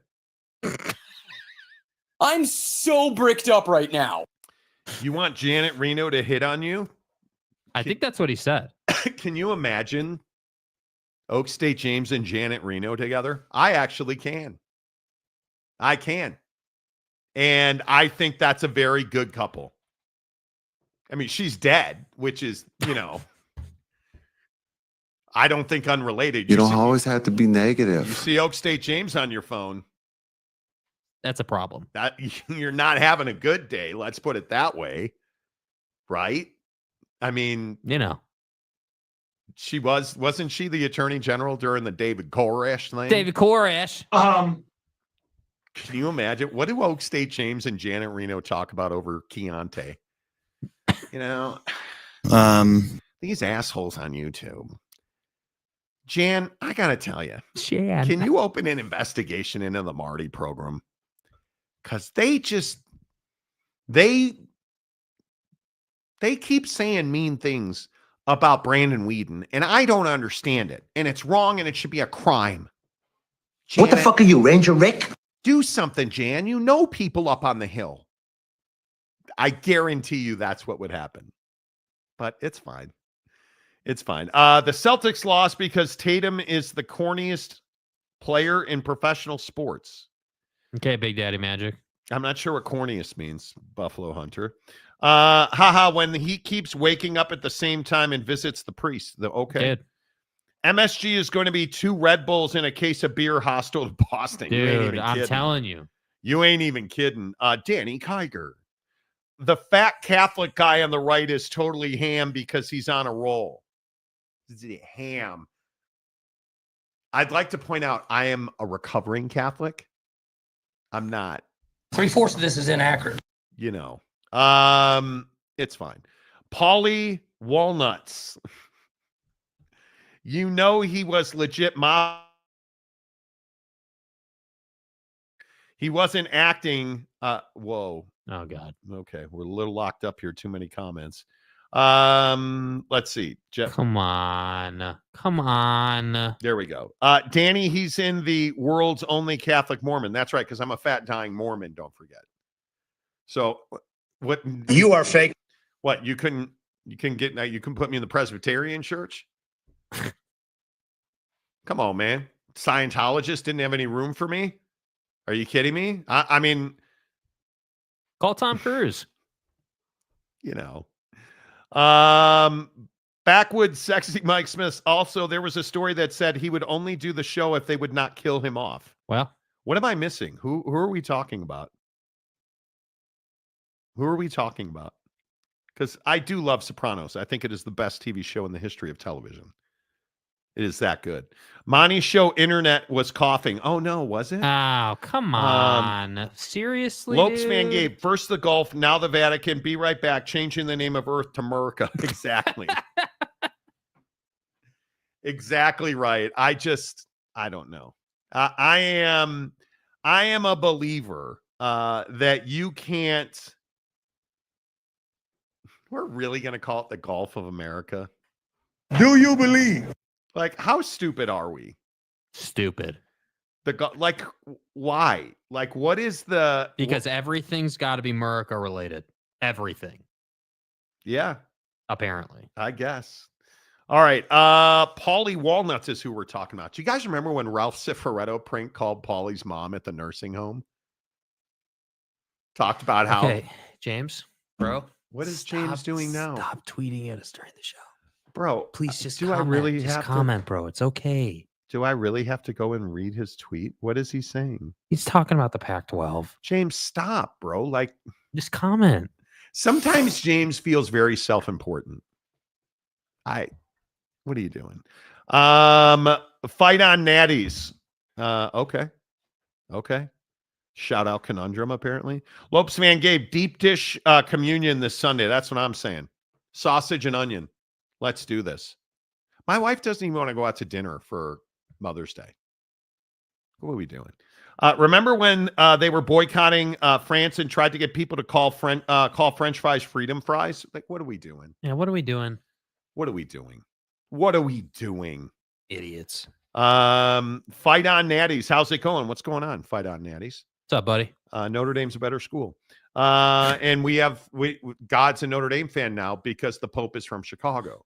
Well, JC and his dad. Well, JC and his dad. Yeah. I mean, are Notre Dame fans now. Yeah. So sorry about that, buddy. You ought to know you bought it. James can't deal in this post-Pac world. I guess. You know. I guess. Why would you be tweeting at us about why not just comment on the show? Yeah, like why watch the show on YouTube only to tweet? I can't tell you how many people are like, I tweeted you never answered. No, you don't say. Yeah, because we have a whole comment section right here during the show. And I'm not on Twitter. I quite literally only post. I do not read DMs and I do not read notifications. I don't. Paulie Walnuts. That wasn't a French boycott. That was a hyper-patriotism after 9/11. The coming together was actually a good moment in American history. I don't disagree with that. I don't know why we're talking about this. It's not that I am self-important. The thing I agree with you 100%. The Pac and the Mountain West need to merge. I think Monty is spot on. So, but here's my question. Yeah, why not just comment that? It's so weird.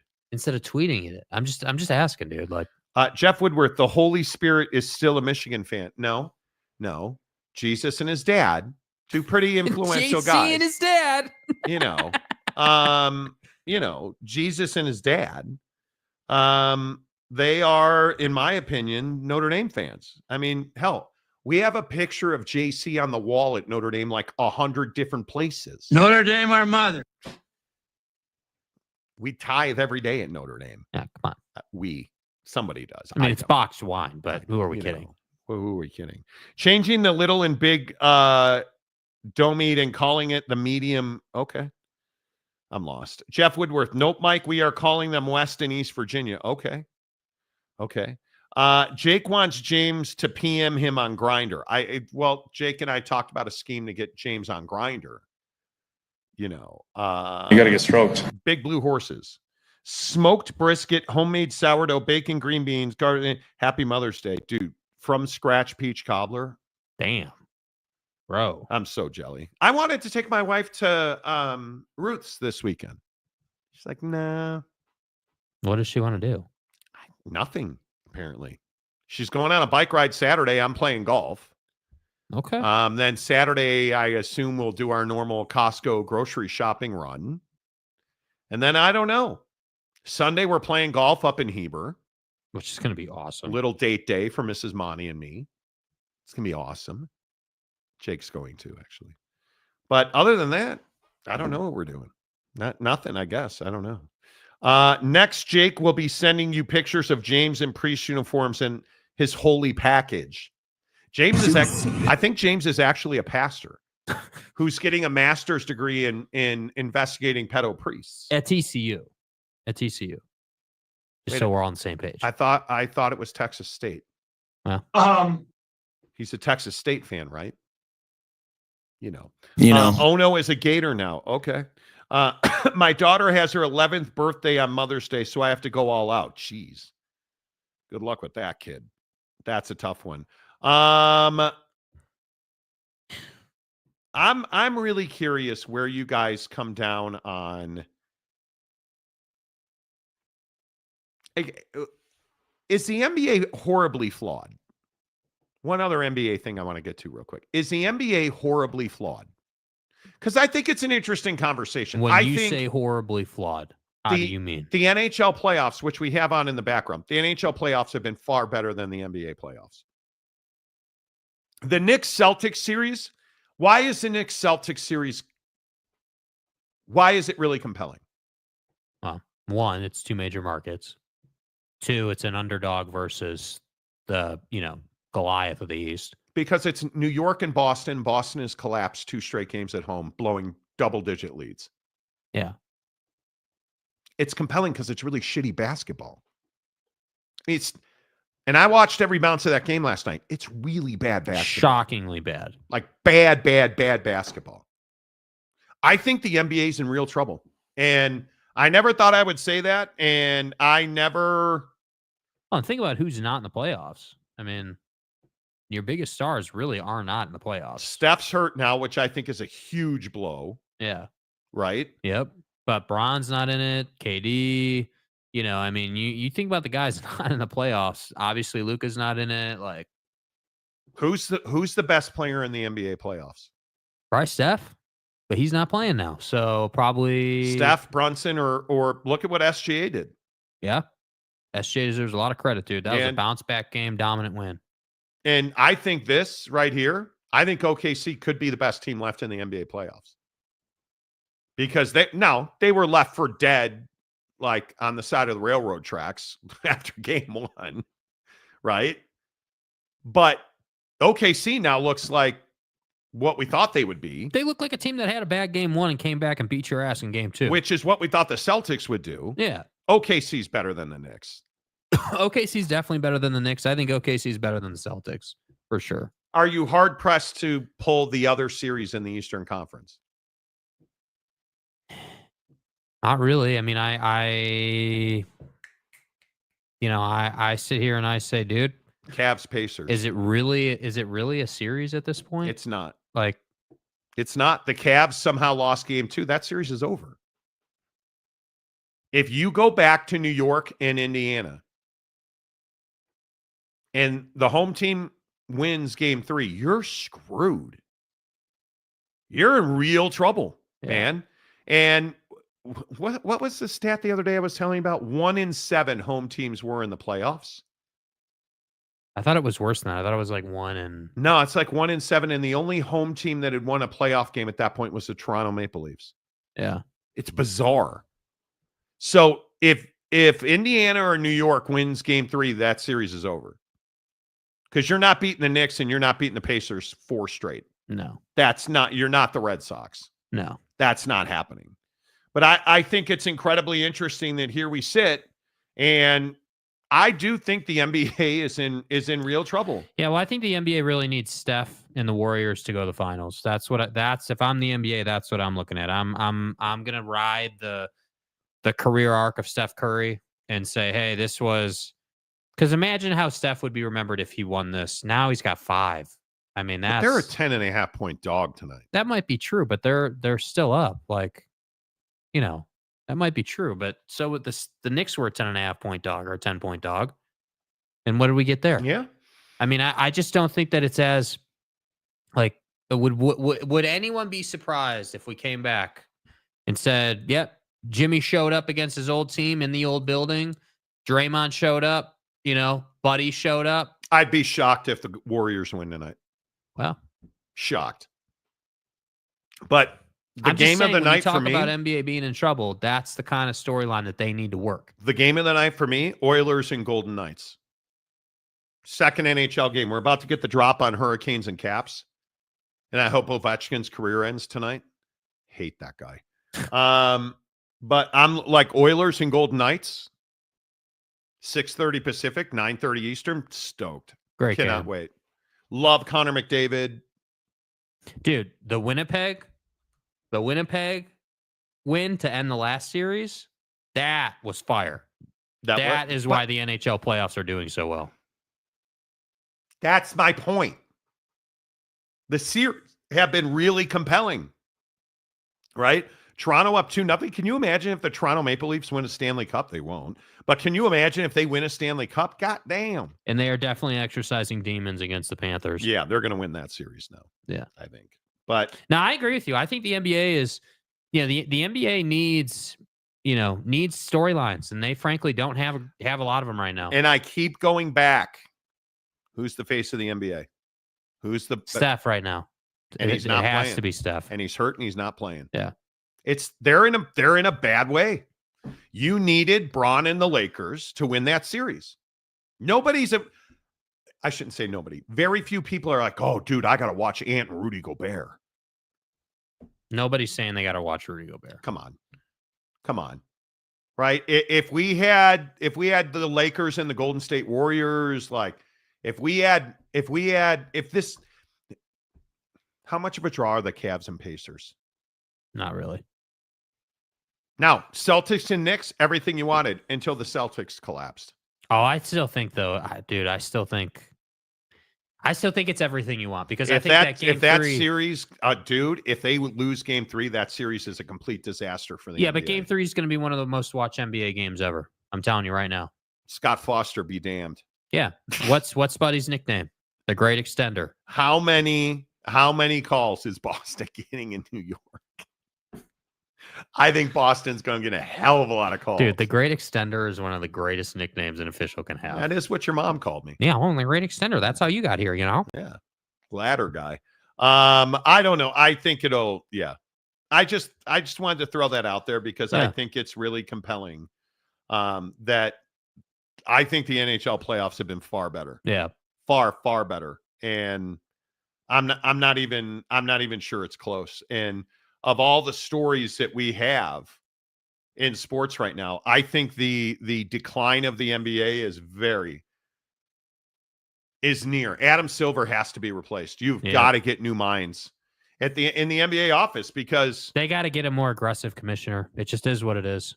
I'd be really worried about the health of the NBA. If I'm the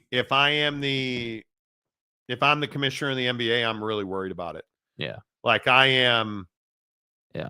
I am terrified. And Jake sent me the tweet from the Knicks with Karl Anthony Towns. Do we have that video? No, I didn't get it. Karl Anthony Towns was asked what it means that they're up 2-0. He said it means we're up 2-0. It doesn't really mean anything. The Knicks are locked in. Dude, I'm telling you, Tid's got them locked in, bro. The Knicks are locked in, and I'm really here for it. Yeah. And I think it is fascinating. One other story that I want to update you guys on. Do you believe the rumors that Bill Belichick has fired his girlfriend? I mean, I do, yeah. You do? Yeah, I mean, I think he had to. I think he didn't have a choice in terms of like being a distraction, dealing with it, and I don't know what people mean by like when I say he fired his girlfriend, all I mean is she's not his publicist anymore. She's not. They're not broken up. Yeah, they're not broken up or anything. I'm not saying that. I'm saying that I prefer to use the term he benched her, meaning, hey, you're not my publicist anymore. You're just my girlfriend. We can go about this, but you're not. The professional tag has been removed. Page 6, New York Post. Following Bill Belichick's PR fumble on CBS, in which his 24-year-old girlfriend, Jordan Hudson, acted as his rep, shutting down softball questions. He may have called in the pros. Hudson was notably absent during a panel the former Patriot coach did at NYU's Stern Business School on Tuesday. Instead, a spy tells Page Six he was accompanied by former Bears Vice President of Communications, Brandon Faber. Yeah. Which I told you the other day, that's the guy that Belichick was going to hire. Faber's excellent. Do you think he has fired her as his PR Yes, I person? do. Yes, I do. And I think he should have. I think it was the proper move. Bad business. You know, it's just, you know what it is? It's just unnecessary. That's what it really comes down to, is that all the drama and just this stuff, you know, that he's been dealing with, it's just unnecessary. Like, why continue to deal with it, bro? Like, I don't know what, you know, what the whole point of it is. You know what I mean? So I don't know, man. I think it makes a heck of a lot of sense, but I think the damage is done. I don't think when you look at this, I think it's a disaster. The other change for Belichick is 24-year-old Jordan Hudson, his creative muse, as he writes in his book. Make sure that that's the Jordan was a constant presence during our interview. You have Jordan right over there. Everybody in the world seems to be following this relationship. They've got an opinion about your private life. It's got nothing to do with them, but they're invested in it. How do you deal with that? Never been too worried about what everybody else thinks. Just try to do what I feel like is best for me and what's right. How did you guys meet? not talking about this. No? No. It's a topic neither one of them is comfortable commenting on. And why are they wearing Navy sweatshirts? Why are you wearing Navy sweatshirts? Why don't you have any pants on, Jordan? Right? Like, that's the thing that is just mystifying to me, is that they're both wearing Navy sweatshirts and his has a hole in it. And she looks like, although she has pants on, she looks like she doesn't have freaking pants on for a CBS News interview. I just don't get it. I don't know. I don't get it. With all due respect to Bill, man, I just don't know what he was thinking. And maybe he just made a mistake, and that's fine. That's cool. We'll never know. But maybe he just made a mistake, and that's fine, man. Oh, look at that. Lamont Tucker, $2 says Harbaugh should have a lifetime ban. And that Michigan football is a disaster. It is. A Michigan fan speaks truth. Lamont, always good to see you, my guy. I don't understand. Okay, real quick. Why James is DMing you pictures of himself? James sent me a picture of him at work and is claiming Johnny Gonzalez in the comment section has requested a picture of James at work be put on the show. I have no idea what this is about. Why would we do that? Yeah, I have no idea like what you guys are doing in the comment section. I did not see that. And your guys' relationship, Johnny and James, whatever you guys do behind closed doors, that's not my business, dude. Just don't be buying real estate for each other and we'll be fine. Yeah, I'm not. Yeah, if you could not steal his money, that's fine. Okay.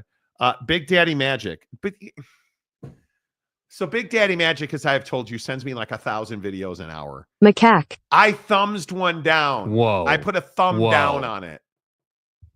And he's like, that's not nice. Grow up. It's a thumbs down on a video. Like, what do you mean that's not nice? Victor will have a deputy next year named Cooper, and the NBA will have the greatest. In the NBA history, the Victor dynasty. Cool, man. It could be. You could be right. But Backwoods Sexy says James has earned it, damn it. No. How about no? I am not. Why does this show get so awkward when you guys are like, okay, bro, look, I know that you guys are talking about a hot chick, but can we get a picture of James? I got to get to my 21 times. Bruh. Can you put James? What does he even do at work? I thought he worked from home as like a pastor guy. Dude, got me, bro. I don't know. I have no idea, dude. James is legitimately writing a book about pedophilia in the priesthood. 21. He's like the Salem witch hunters, only for pedo priests, right? Like, what did he say at the bottom right there? I don't know. Right there, yeah. Monty is entitled to his opinion. If he chooses thumbs down, that's his right. Okay, well, thanks for that. You know, it's just weird to me that you want us to put a picture of you on the show. No, but Johnny wants that. James didn't even request it. He's saying Johnny has requested it. I don't think. Why are you and Johnny sharing nudes, dude? Yeah, if you guys want to exchange DMs, you do you. I just think we don't need the Oak State James mullet in his private office thing on the day that we named a new pope. No, like we don't need that in this world. Now, James, I'll say this: you want to put your robes on and you want to dress up as a pope, I may consider putting you on the show. A picture of you on the show. You want to take a picture in your Pope robes? Okay, cool. Hi, Shouty. Hey, y'all. Jeff Woodworth, I saw a video of James opening a dumpster door. You're such a jagbag. It's his version of white smoke. Okay, I didn't want to play this video of James because it clearly is not his best hour. But when Jeff Woodworth comes in and says he needs to see it. Oh, fucking God. You're a fan of Tulane now? Look at the green wave. Your James is now a fan of Tulane. Shocking. Or it could be Michigan. Well, you know, he went to Tulane State. on his popehood journey. So that's where on his papal journey. My bad, papal. Papal. Yeah. Right, my bad. Sorry. No. I don't want is it a good picture of James? Yes. I mean, if by good you mean fully clothed, yes. Yes. So wait, you open yes. You can't you stepped in the jackpot. Here's Jake looking at the picture of James. Buddy got caught on the Ring doorbell. You still have a soft spot in your pants for James. No, I don't. It's not soft. Yummy, yummy, yummy. Okay, in the comment section, vote. We know how this is going to end. They're all going to say, yeah, dude, they're hyenas. Dude. They're all going to say yes, We've seen dude. this movie before. Yeah, I mean, come on, dude. You already know what the result's going to be, bro. Do you want to see the picture James sent to Jake? Me?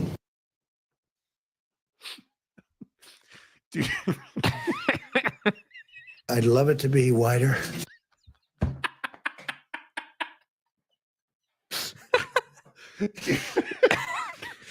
Do you? I want it.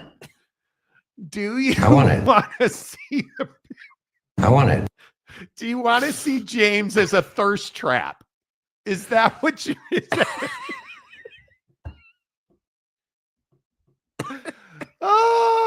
Doesn't make you feel responsible. You know, Johnny Gonzalez, who apparently started all of this, Jake will screenshot the raccoon and send it to you.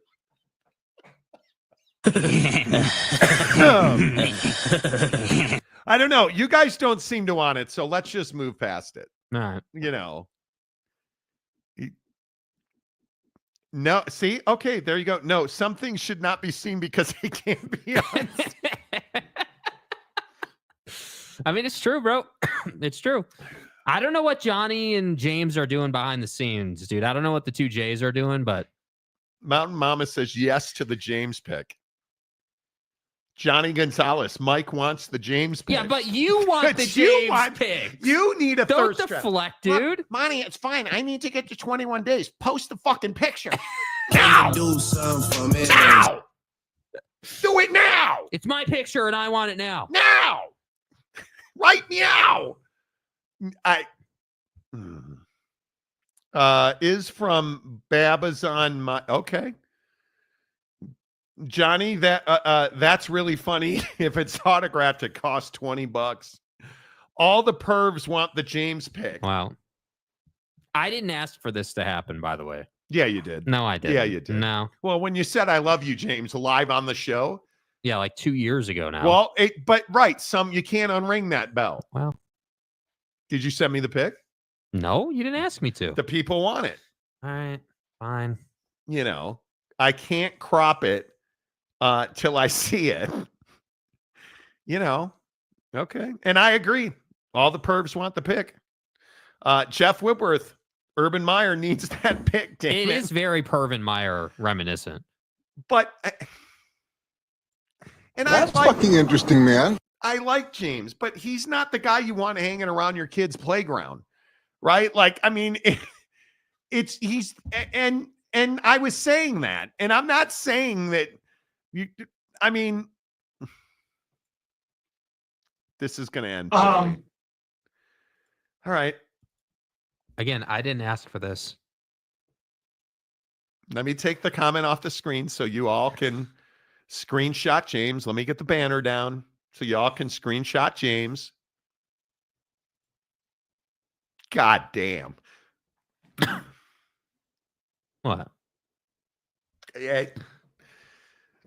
Do you feel despicable for being in purple, first of all? There's so much wrong with this picture. First of all, your entire face. Second of all, chill, dude. Don't be mean. I'm kidding. Dude, it's just the bottom half, nose down. Anyway, no, I'm kidding. You're wearing purple and you're a TCU fan. So now I don't want to hear about Oak State ever again. You need to change your name to TCU James. You need to. Yeah, that's what I'm saying. James looks like you're in mid-fart. That's what I'm saying. Okay. NE. Wait. Now he's a TCU fan? What happened to Oklahoma That's State? what I'm saying, dog.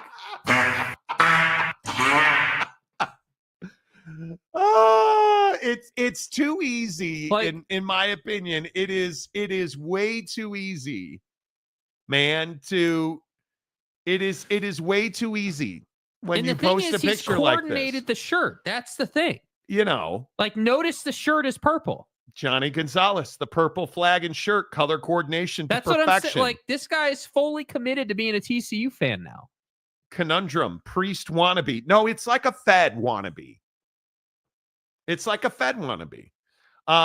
Conundrum also says open collar. He's a saint, right? Hey, you know.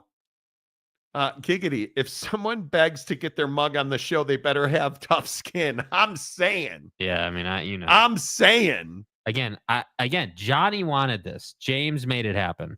So, Shouty, he might as well be a Texas fan. Exactly. Where's your burnt orange, James? The stadium guy, James. James Demon, student at TCU. That's what happened. You're a demon student now? You're studying I thought it was pedo priest. Why are you studying demons now? Are you it's a different kind of D then, you know? Well. Macaque. All D ain't created equal. Dude. Yeah, I mean, you feeling me? All yeah, boy. Okay. Does he babysit? God, I hope not. Buddy gets paid a lot of money. Yeah. Wonder if James is in contact with Boss Frog. Yeah, whatever happened to Boss Frog? Who the hell knows? Now you're a TCU fan. You and Boss Frog have so much in common. Yeah, you can talk about your horned frogs, you know? My God. You know, I love the new glasses. Not a Texas fan, but they do have good brisket at DKR. Okay.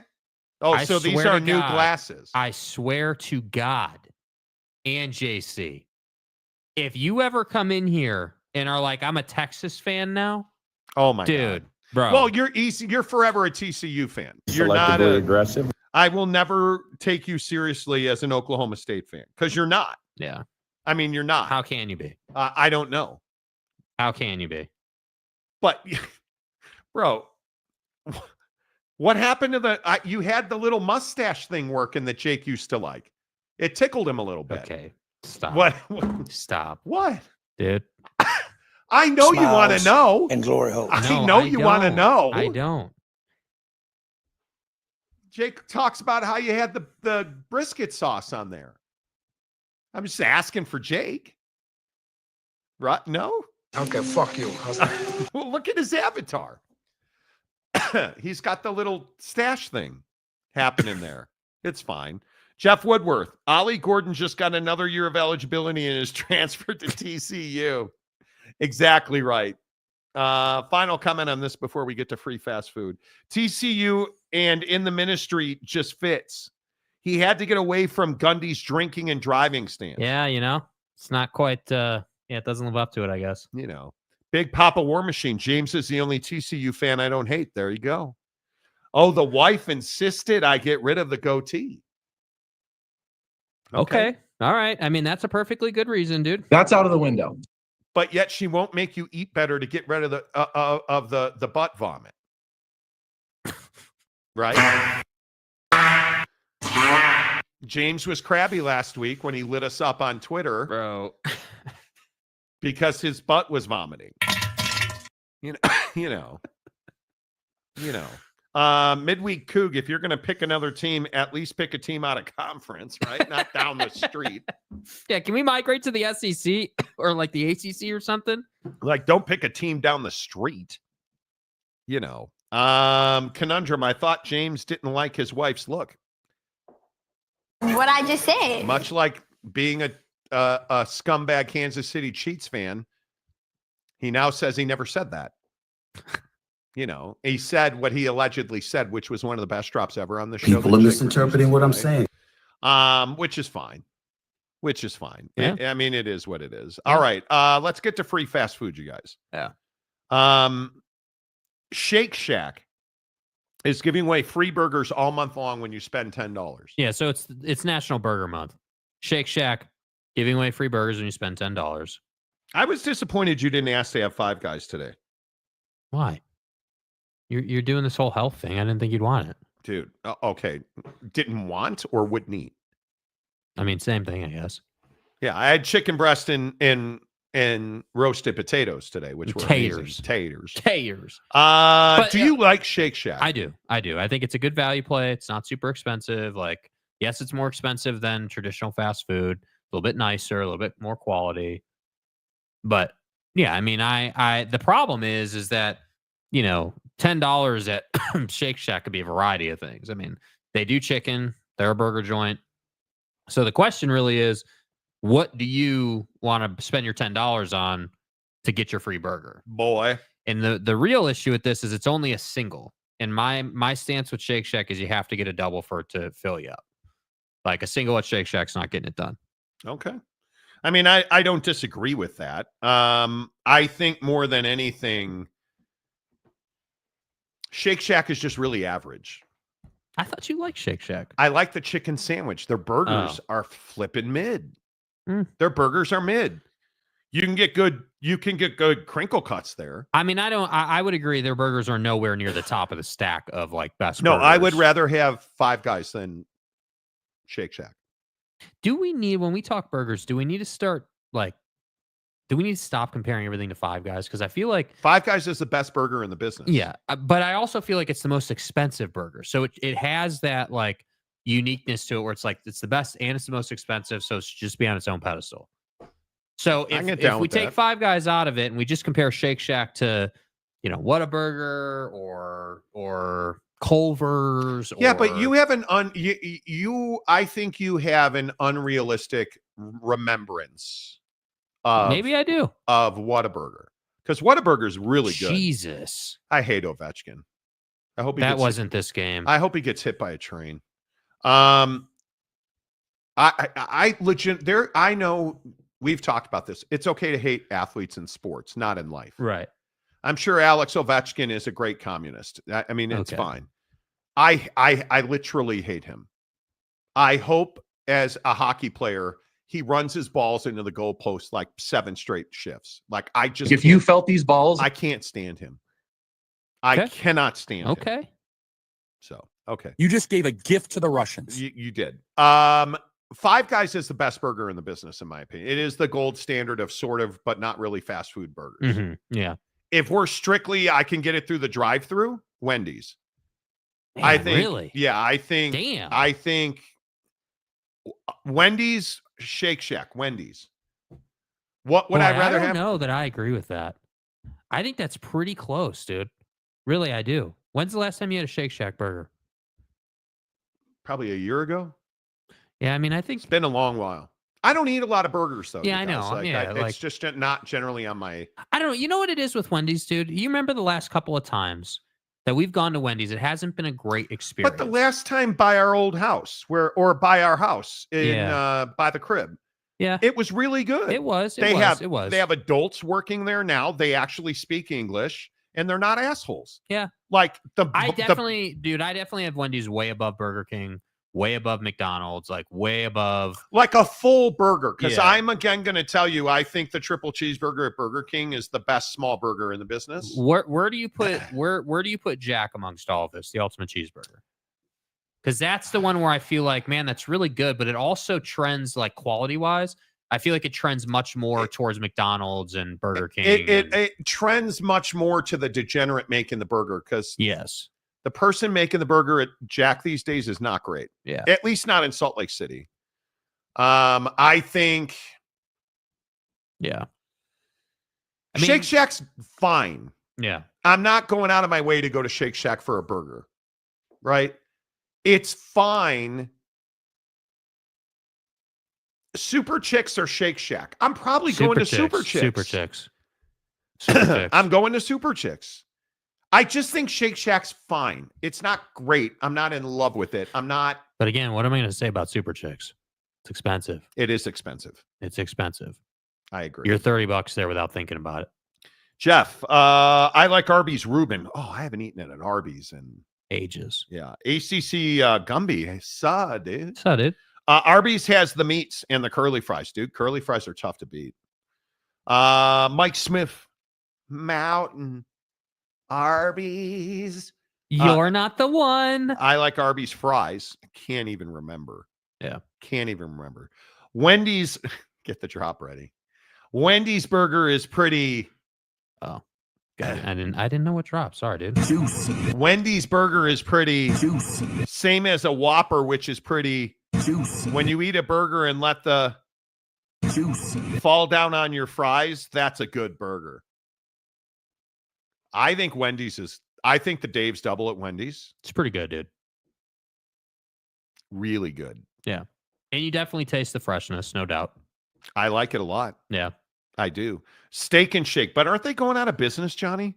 Steak and Shake is struggling. Is that true? I think Steak and Shake is struggling. Bruh, I miss Hardee's was good.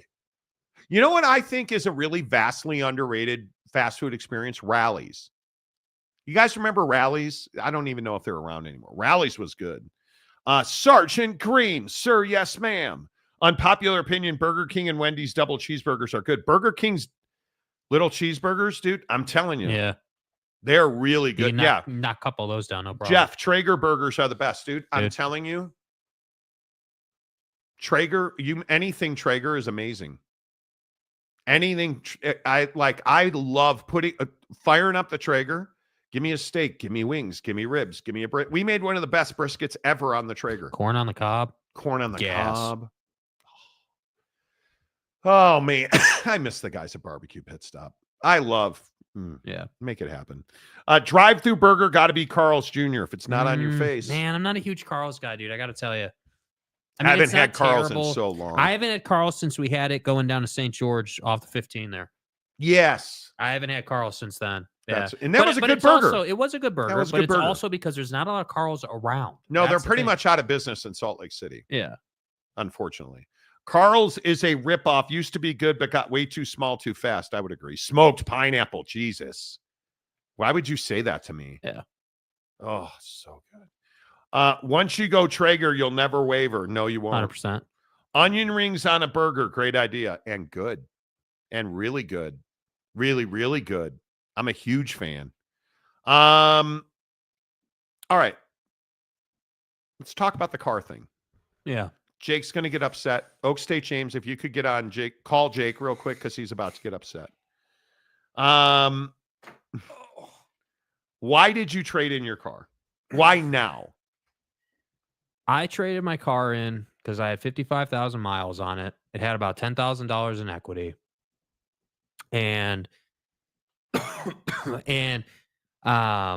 60,000 miles is kind of a mark for Subarus, meaning at 60,000 miles, you have to start looking at putting a new clutch in the car. You have engine maintenance that you need to do or else you're going to have problems. Like 60,000 miles is kind of a well-known benchmark with those cars. So what I was not interested in doing was putting all that money into the car. I didn't want to deal with it. Not only do I not have a lot of time to be dealing with that, I'm not in a place where I can be without my car, for days on end, doing heavier maintenance like that. One day is fine, but you start talking about like 4 or 5 days at a time, can't do that.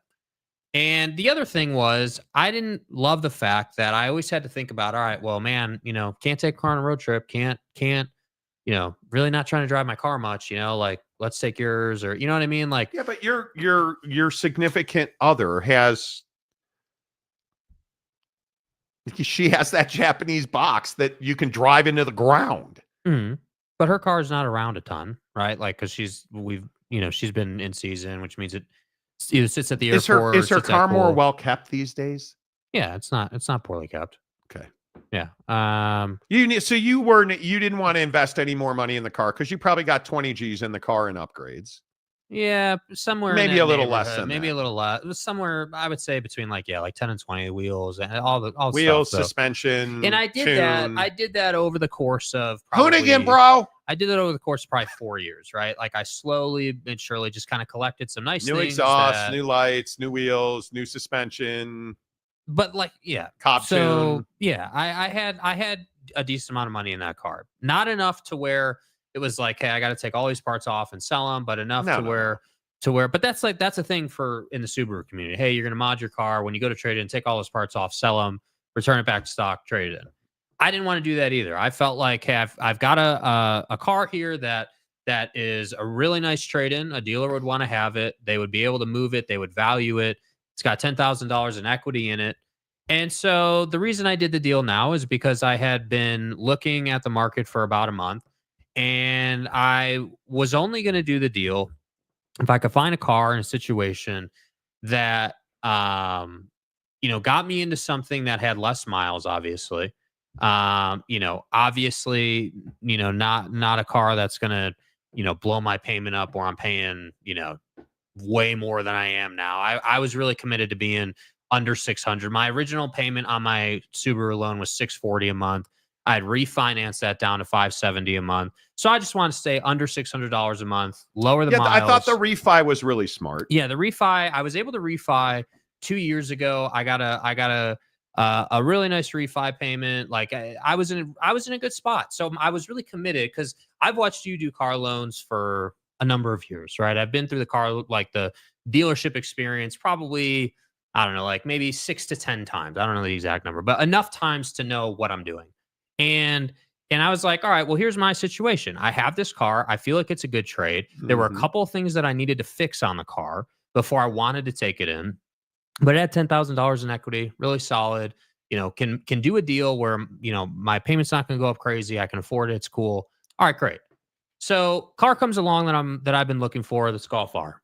And I was looking for a car where it had, there was two situations with these cars that you could get into. You could get into one for like 30 to 34,000, right? That had, 25 to 40,000 miles in that sort of range. Probably not ideal. Not ideal, but at that price, I would be able to lower my car payment. I would be definitely in the 400s, somewhere at that. So the trade would be, hey, you're gonna cut your miles. But you didn't go into it with the necessity to lower the car payment. Right. I didn't go into it with the necessity to lower the payment, but if I went that route, that would have been the advantage. So the car that I inevitably wound up getting was a Golf R that had 6,000, or at the time in the listing had 6,800 miles on it. When I got to the dealer, it had 7,300 miles on it. It is a 2024 cars for this car, come with a couple of nice upgrades, some things that I was really looking for. Okay, great. But the cool thing with this car, and the reason I jumped on this car, was because of the story of the car. So this car was owned by the general sales manager of this dealership. This guy happens to be the son of the guy who owns a lot of different dealerships or whatever. The story that I was told was he bought this car. He was looking to surprise his wife with the car. His wife didn't like the car, so he drove it for a period of time, put 6,000-7,000 miles on it, and then traded out of the car to get a truck that. And it's a 2024. It's a 2024 with 7,300 miles now. So I felt like, okay, this is an older guy. Cars doesn't have a lot of miles on it. It's in really good shape. It has the things I like, and I can do a deal with this car at the price where my car payment goes up $13. And I felt like, okay, this is a really straightforward deal. I don't have to hassle on my trade. Because when I called them and I said, hey, you guys have a lot of activity on this car. Because I didn't have a good grip on like, was this a car that was in demand? Is this car going to be here 2 weeks? Like, so I called them and I said, hey, does this car have a lot of activity on it? Are there people interested? They said they had 7 people who had looked at it. They had an out-of-state buyer who was really serious about it. And they said that he had first dibs and that they would call me if that deal fell through.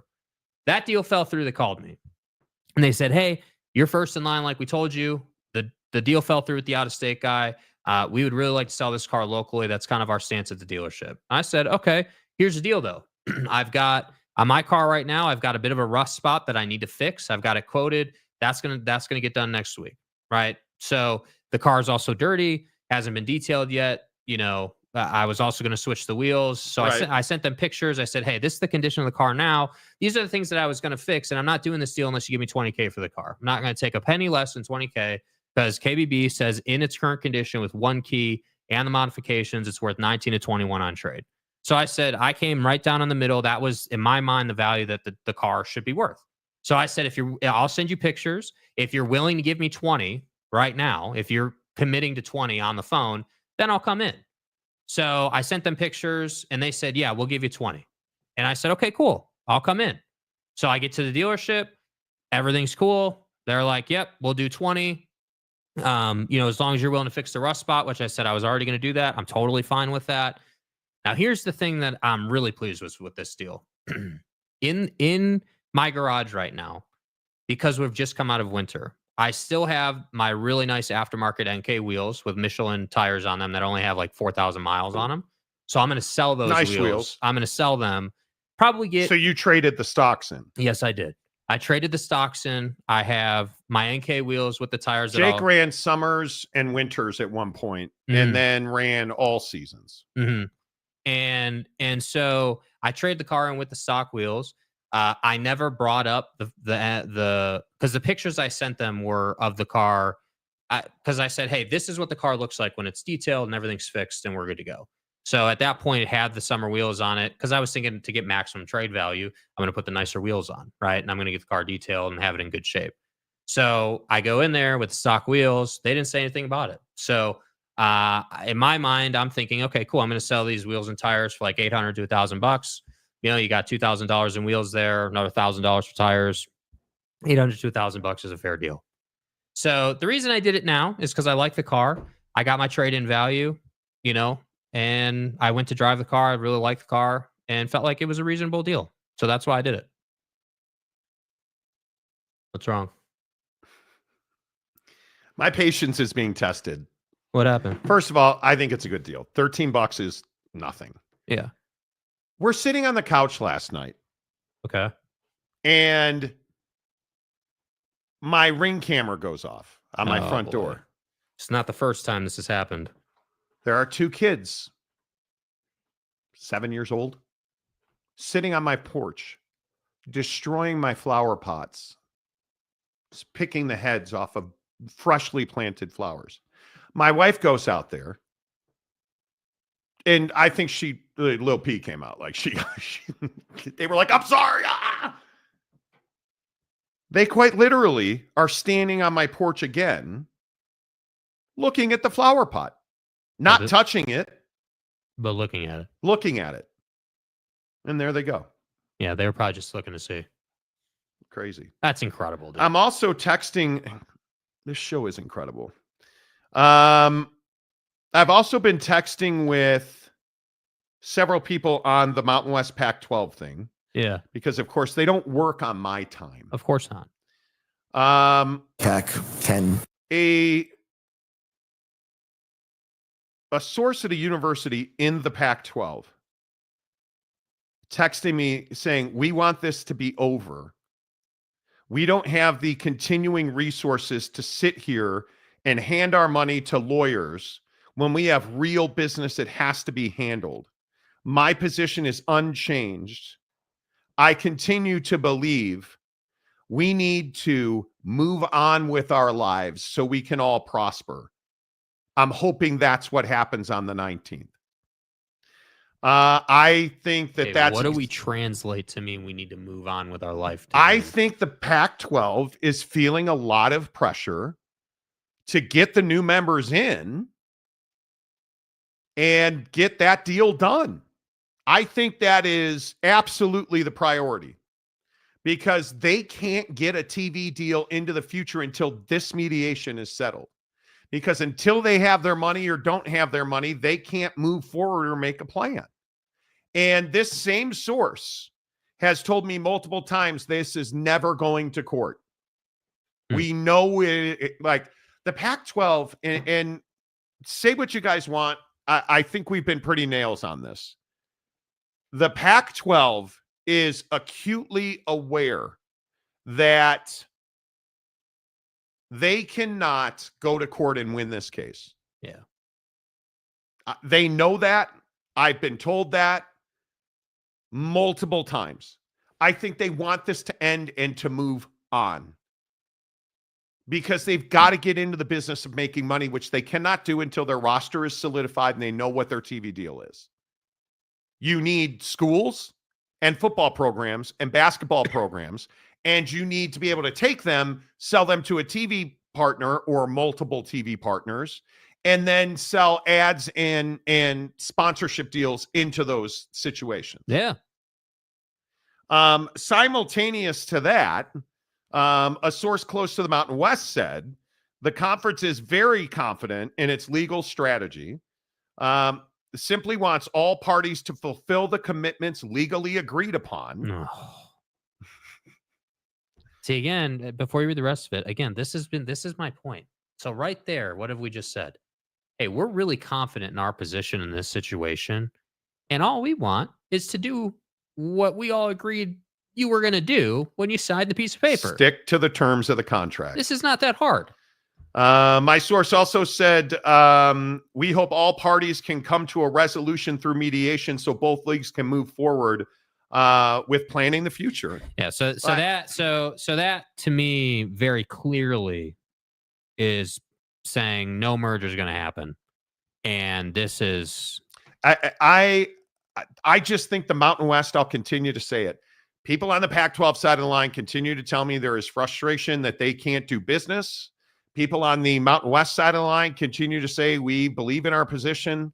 We have signed contracts and agreements that we put in place, knowing that there could be a situation where the Pac-12 would. Gloria Nevarez came on this show, and I think we still have the bite. Gloria Nevarez came on this show and pretty much said as much right here. Do you regret it?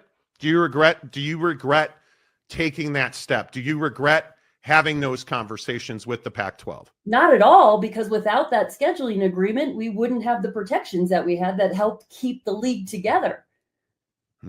Boy, that's a heck of a perspective. I give you a lot of credit for that, because it'd have been easy right there to say, yeah, I regret it. I wish we hadn't done it. She's exactly right. If they didn't have that poaching protection in the scheduling agreement, where would the Mountain West be right now? I'm not sure that they would be out of business. Yeah, I think they'd be out of business. Yeah, and I just think the Mountain West is in a better position because the law's on their side, contract laws on their side, precedents on their side. There is no precedent for the Pac-12 to lean on here, including their own recent history. I'd be confident in your legal standing too, as the source said. So this is a very important moment in time. This mediation. And if you're just tuning into the show, and I apologize that we're kind of meandering around because it is, 5 o'clock Pacific. People are finishing their days. Here's the legal filing. This is straight off of the court system website in Northern California, which is where this is filed. You skip down to line 3. In that order, the court stayed the case until May 16th and directed parties to file a joint statement report informing the court of the date mediation was set. The parties have selected a mediator and scheduled mediation to occur on May 19th, 2025. And I think it is critically important. Who started mediation? The Mountain West. The Mountain West is not the one trying to drag this on over time. And I feel like in the beginning of this whole process, I feel like the Pac-12 was happy to drag their feet because they felt like they had the Mountain West in a tough spot. The Mountain West just kept handling their business. Dude, when the law's on your side, you're not in a tough spot. I agree with that. Yeah. I agree with that. And when you hear the Mountain West position of we, and I want to make sure I get it right. Excuse me. The conference is very confident in its legal strategy and simply wants all parties to fulfill the commitments legally agreed upon. It's pretty straightforward, dude. I mean, we hope all parties can come to resolution through mediation so both leagues can move forward with planning for the future. And I would also agree it's advantageous if you're the Mountain West to avoid court as well. You don't want to pay any legal fees. Nobody wants to pay lawyers here. I mean, the problem is, so if you're the Mountain West, this is very much, okay, how much money do we want to lose to avoid court? That's your proposition. But you know what the funny thing here is? Now you're going to pay a mediation process. You know how important it is to both sides of this that they don't do anything but come to an agreement in mediation, because everybody on the Pac-12 side of this is like, we're going to court, we're going to win, pound the gavel, we won. Did you really win? Because it's not what you grossed, it's what you netted. Yeah, they didn't win anything. That was all just battle cries. And I don't think you've won anything because haven't. No judges ruled for you. And even if you win, how much are you giving your lawyers? Because every day that you're not settled here, and let's presume the Pac-12 wins, they don't have to pay any of the poaching fees, and you're still paying the lawyers. So are you really coming out ahead even if you win? And the likelihood is you're still going to have to pay a negotiated amount of some variety, and you're going to have to pay your lawyers. I think it behooves both parties to get this over with so the Pac-12 can get on with their business and the Mountain West can get on with their business. 100% and agree. Everybody tries to be the best version of themselves. I think that's what it is. I am convinced more than I've ever been that the Pac-12 and the Mountain West can get a resolution done in mediation, because I don't believe this was ever going to court. I just don't. I don't think it was ever going to court. Let's see. Yes. What are you guys doing? Gloria is a baddie. I would agree with that. Mike Smith, Oregon State and Washington State should have wound up in the Big 12 or the ACC. I think Oregon State, Washington State needs to move on. Kirk Schultz, in my opinion, did not help that university. Clearly. Not in athletics, not in budget. Not in reputation. Washington State's a good university with a good fan base that watches games on TV. I think they need to move on, right? Which is unfortunate. Big Daddy Dallas, I hope the Mountain West wins the battle of the Pac-12 folds into oblivion. I don't hope the Pac-12 folds. It's a good brand. It's a tragic situation. The Pac-12 did the Mountain West beyond dirty. Well, I agree with that. I think I've always believed that. So, no, Gloria has no regrets. Why should she? Yeah. That's what I think. So, I don't know. I think it's interesting. We'll keep on top of it because we're going to keep working on that story. Last thing before we get out of here. Do you guys worry about getting old? How much do you, you don't ever think about age? I don't think about age in the sense of death. I don't think about I'm getting old, I'm going to die. Right. I think about age in terms of finances and the kind of life I want to live in 30 years, and trying to, I think about it all right, what would 50-year-old me look back and want 30-year-old me to do? That's interesting. And I think that, the one thing that for me, I am committed to is making sure that, again, with the cars, just as an example, when you look back in 5 to 7 years, how has your life changed? Because if you don't take any risk, I just think that we don't like to take risk as people, and we sit here and we're like, oh, we're getting old. I'm getting old. Years are just going by. And it's dude, well, I'm going to be damned if I don't try. Like, I'm going to try. I'm going to figure it out. And I think that that's kind of for me, when you say, do you worry about getting old? I worry about getting old and being like, oh man, yeah, I just not ever taking your shot. I never took my shot. I never tried to do the things that I personally wanted to do. Like, every person, I don't care who you are, what your age is, we all have things that we want to do, that whether it's for the enjoyment or because you won't respect yourself at night if you don't, like, whatever it is, we all have these things. And I just feel like, if you're a 30 something and, you're not thinking about, all right, well, what is my life going to be like after I get married and have kids? And, I do all that. I just think you're doing it wrong. You got to think about that and take the risk before you have the kids and get married and everything. So that's how I worry about getting old. I'm 52 and I don't feel old. I had a golf ball 345 yards on a simulator the other night. Like, I physically, I don't feel old. I am with you. I have a goal way back when we started this, especially probably, 2025, for the last 4 years, really. I think since 2021, my goal has been to be liquid I really would like to be liquid to $10 million at some point in my life. And that goal for me is by 60 years old. I got 8 years left. I'm 52. I want to have $10 million liquidity by the time I'm 60. And if you posed that proposition 25 years ago, it wouldn't probably be possible unless you had $100,000 right now to invest, or like. Yeah, I would go about it differently. I wish I had the focus, but then you don't make the choices and live the life that you've lived. Yeah. Right. So my goal is to be liquid to $10 million by the time I'm 60. And trust me when I tell you 10 years is a long time, and man, it's not very much time at all. No. And so that's kind of where I'm at with it. I'm super healthy, knock on wood, thankfully. This period in my life, I feel very energized. And I am really looking forward to not working 16-hour days.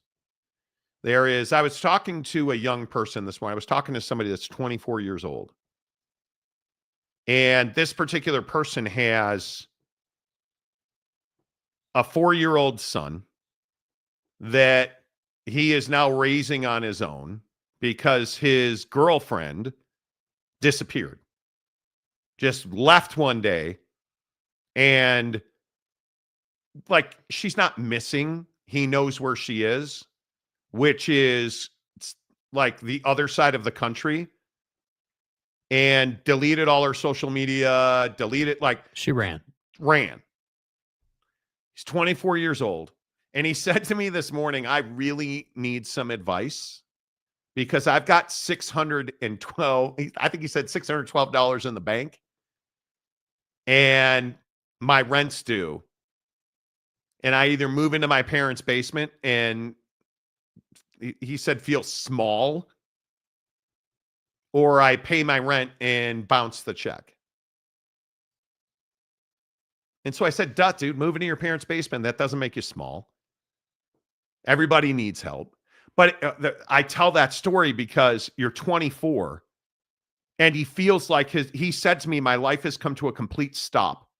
All I do is, work. I try to help my son through the day. He doesn't and he's really smart about it. He doesn't let his son eat sugar. He doesn't let him drink soda. He doesn't let him watch TV. He has an iPad that he had bought that's loaded with like educational programming. He's really trying. But he can't afford to buy a house like we talked about yesterday. Right. He's got this kid that his girlfriend just up and ran. Where's he live? Los Angeles. Escondido. That's your first problem. Well, his parents live in oh my God, the name just up in the San Fernando Valley. Oh my God, the name went right out of my head. Anyway, it doesn't matter. His parents live in the San Fernando Valley. They're not poor, but they're certainly not rich. They have a nice home, a fully finished basement, and they want him to move in. So his mom doesn't work. His dad is a data engineer. and they're doing fine. They're well-to-do by LA standards. They have a beautiful home. It's got a swimming pool, and so they're doing for themselves. Yeah, and he doesn't want to. He can't convince himself that moving from Escondido up to the San Fernando Valley is the right move to make. Well, listen, I think, one, empathize with the proposition of having to move back in with your parents. That's never easy to do. Not at 24 when you haven't been at home. He hasn't lived at home since he was 15. Yeah. So, I mean, I think that we can't discount the difficulty of that, but I would agree.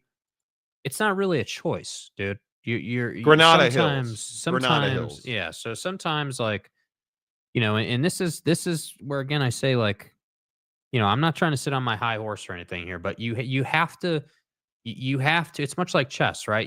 Before you make your chess move, you have to understand, okay, if I make this move, what are the next 2-3 moves that I'm going to be faced with? And do I like what those look like? So like when we all inevitably think about moving out of our house or out of our parents' house, what do those look like? Some of us do a good job with that. Some of us don't do a good job with that. Well, right? you know what I told him was, when you have a child, you don't get to make the decisions you want to make. Right. You have to do things that you have to do. Yeah, your life isn't about you. And one of the things, where did I meet this guy? Remember, I told you about the day trading group that we have.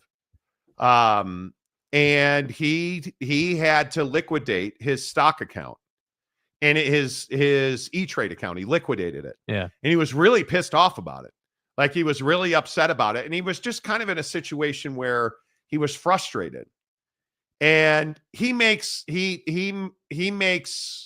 just short of $100,000, or he made short of $100,000 last year. And he had a girlfriend that was waiting tables. And he says once the child arrived, that she was different. And this last year, she really struggled, whatever. So now he's having to do all this. And it's what I always tell you guys. Nothing is fatal when you're 20-something years old. Mm-hmm. When there's a 2 or a 3 before your name, you're going to be able to have an E-Trade account in a really short amount of time if you really want to. But the advice I gave him was, go do what you have to do. Don't think twice about it. You've got 22 days to move out of your apartment and move back to your parents' house. Yeah. And I would have said, in addition to that, dude, like, you got to think about life in 5-year windows right now. So you have to understand that, okay, I got to move back to my parents. I'm probably going to live there, realistically, probably going to live there for 2-3 years, right? You're going to get your finances back. Well, his up. concern is that his parents are of an age where he thinks he might never move out of their house. Does he inherit the house? Yes. He's an only child. Well, what I would have said is, you're going to have that choice, right? That's what I said. You're going to have that choice. If you move into their basement, you're doing what's best for your child, which is the absolute, your son is everything right now. And he loves his son and he loves being a dad. He's just struggling. And so he said he's going to do it. He said, I'm going to call my parents tonight and we'll make it happen. But he said what you just said. I want to do this for like a year or 2 at most. And I said, I would be working on a 5-year plan. Yeah. What's going to set you up and your son up for the rest of your lives? Yeah. Right. So it's just an interesting look at age. I think that the, like, decision making, how you were brought up, in my opinion, in my experience, having lived a little bit longer now as an adult, like, I noticed that people who had, an upbringing that was either like really good and like had a really good childhood, didn't really have much adversity as a kid, struggle to make those harder decisions later in life. Yes. And it's not an indictment on them. And this is where I think we have to have a real conversation. It's like, dude, if you go through a divorce as a kid, or like you have to do things that maybe aren't as fun, are more difficult, you're more willing in life to say, okay, cool, I have $620 in my bank account or whatever. And my parents are asking me, or are saying that they would actually like me to move back in. It's not just that they would allow me to, but that they would like me to. And they're of an age where, they're a little bit older. So we're kind of heading into that chapter of their life. Bro, what is life really saying? With all due respect, life is saying, move home, take care of your kid, take care of your parents, and get it's your money interesting. right. He's frustrated because he's like, I did everything right. But this is what living in Southern California will do to you. I was going to say, with all due respect, dude, I disagree. The margin is razor thin. And his girlfriend is now in Florida, and so here's what I would like, say. what's going to happen when she comes back? And I say, you got to stop with this what if thing, man. Like, do what you got to do now. You have to be. So listen, bro, you have to. This is what I would tell this kid about. You did everything right. You didn't do everything right, but that's okay. Oh, I think he did. I don't know about that. You've beaten me over the head in my life with you have to choose a good partner. You didn't choose a good partner. Well, and right. But he's 24 years old. But that's see. I think we can't do this. Sometimes we are too critical. He having a child when you're 19 is not a mistake. It happened in your life. Deal with that. In my opinion, sure, if you could go back in time, but we can't go back in time. Right, but we need to be accountable to the reason why we're in the position we're in as dudes. You had I'm not saying no, I didn't say it was a mistake to have the kid. That's not what I said. I said that you chose to have a kid with someone who then, when the kid was popped out and you were raising the kid, decided just one day to leave. Yeah. Well, he's known her since high school, man. Like, I think it's easy to judge. I think he's doing his very best. What would you have said to me if that had happened?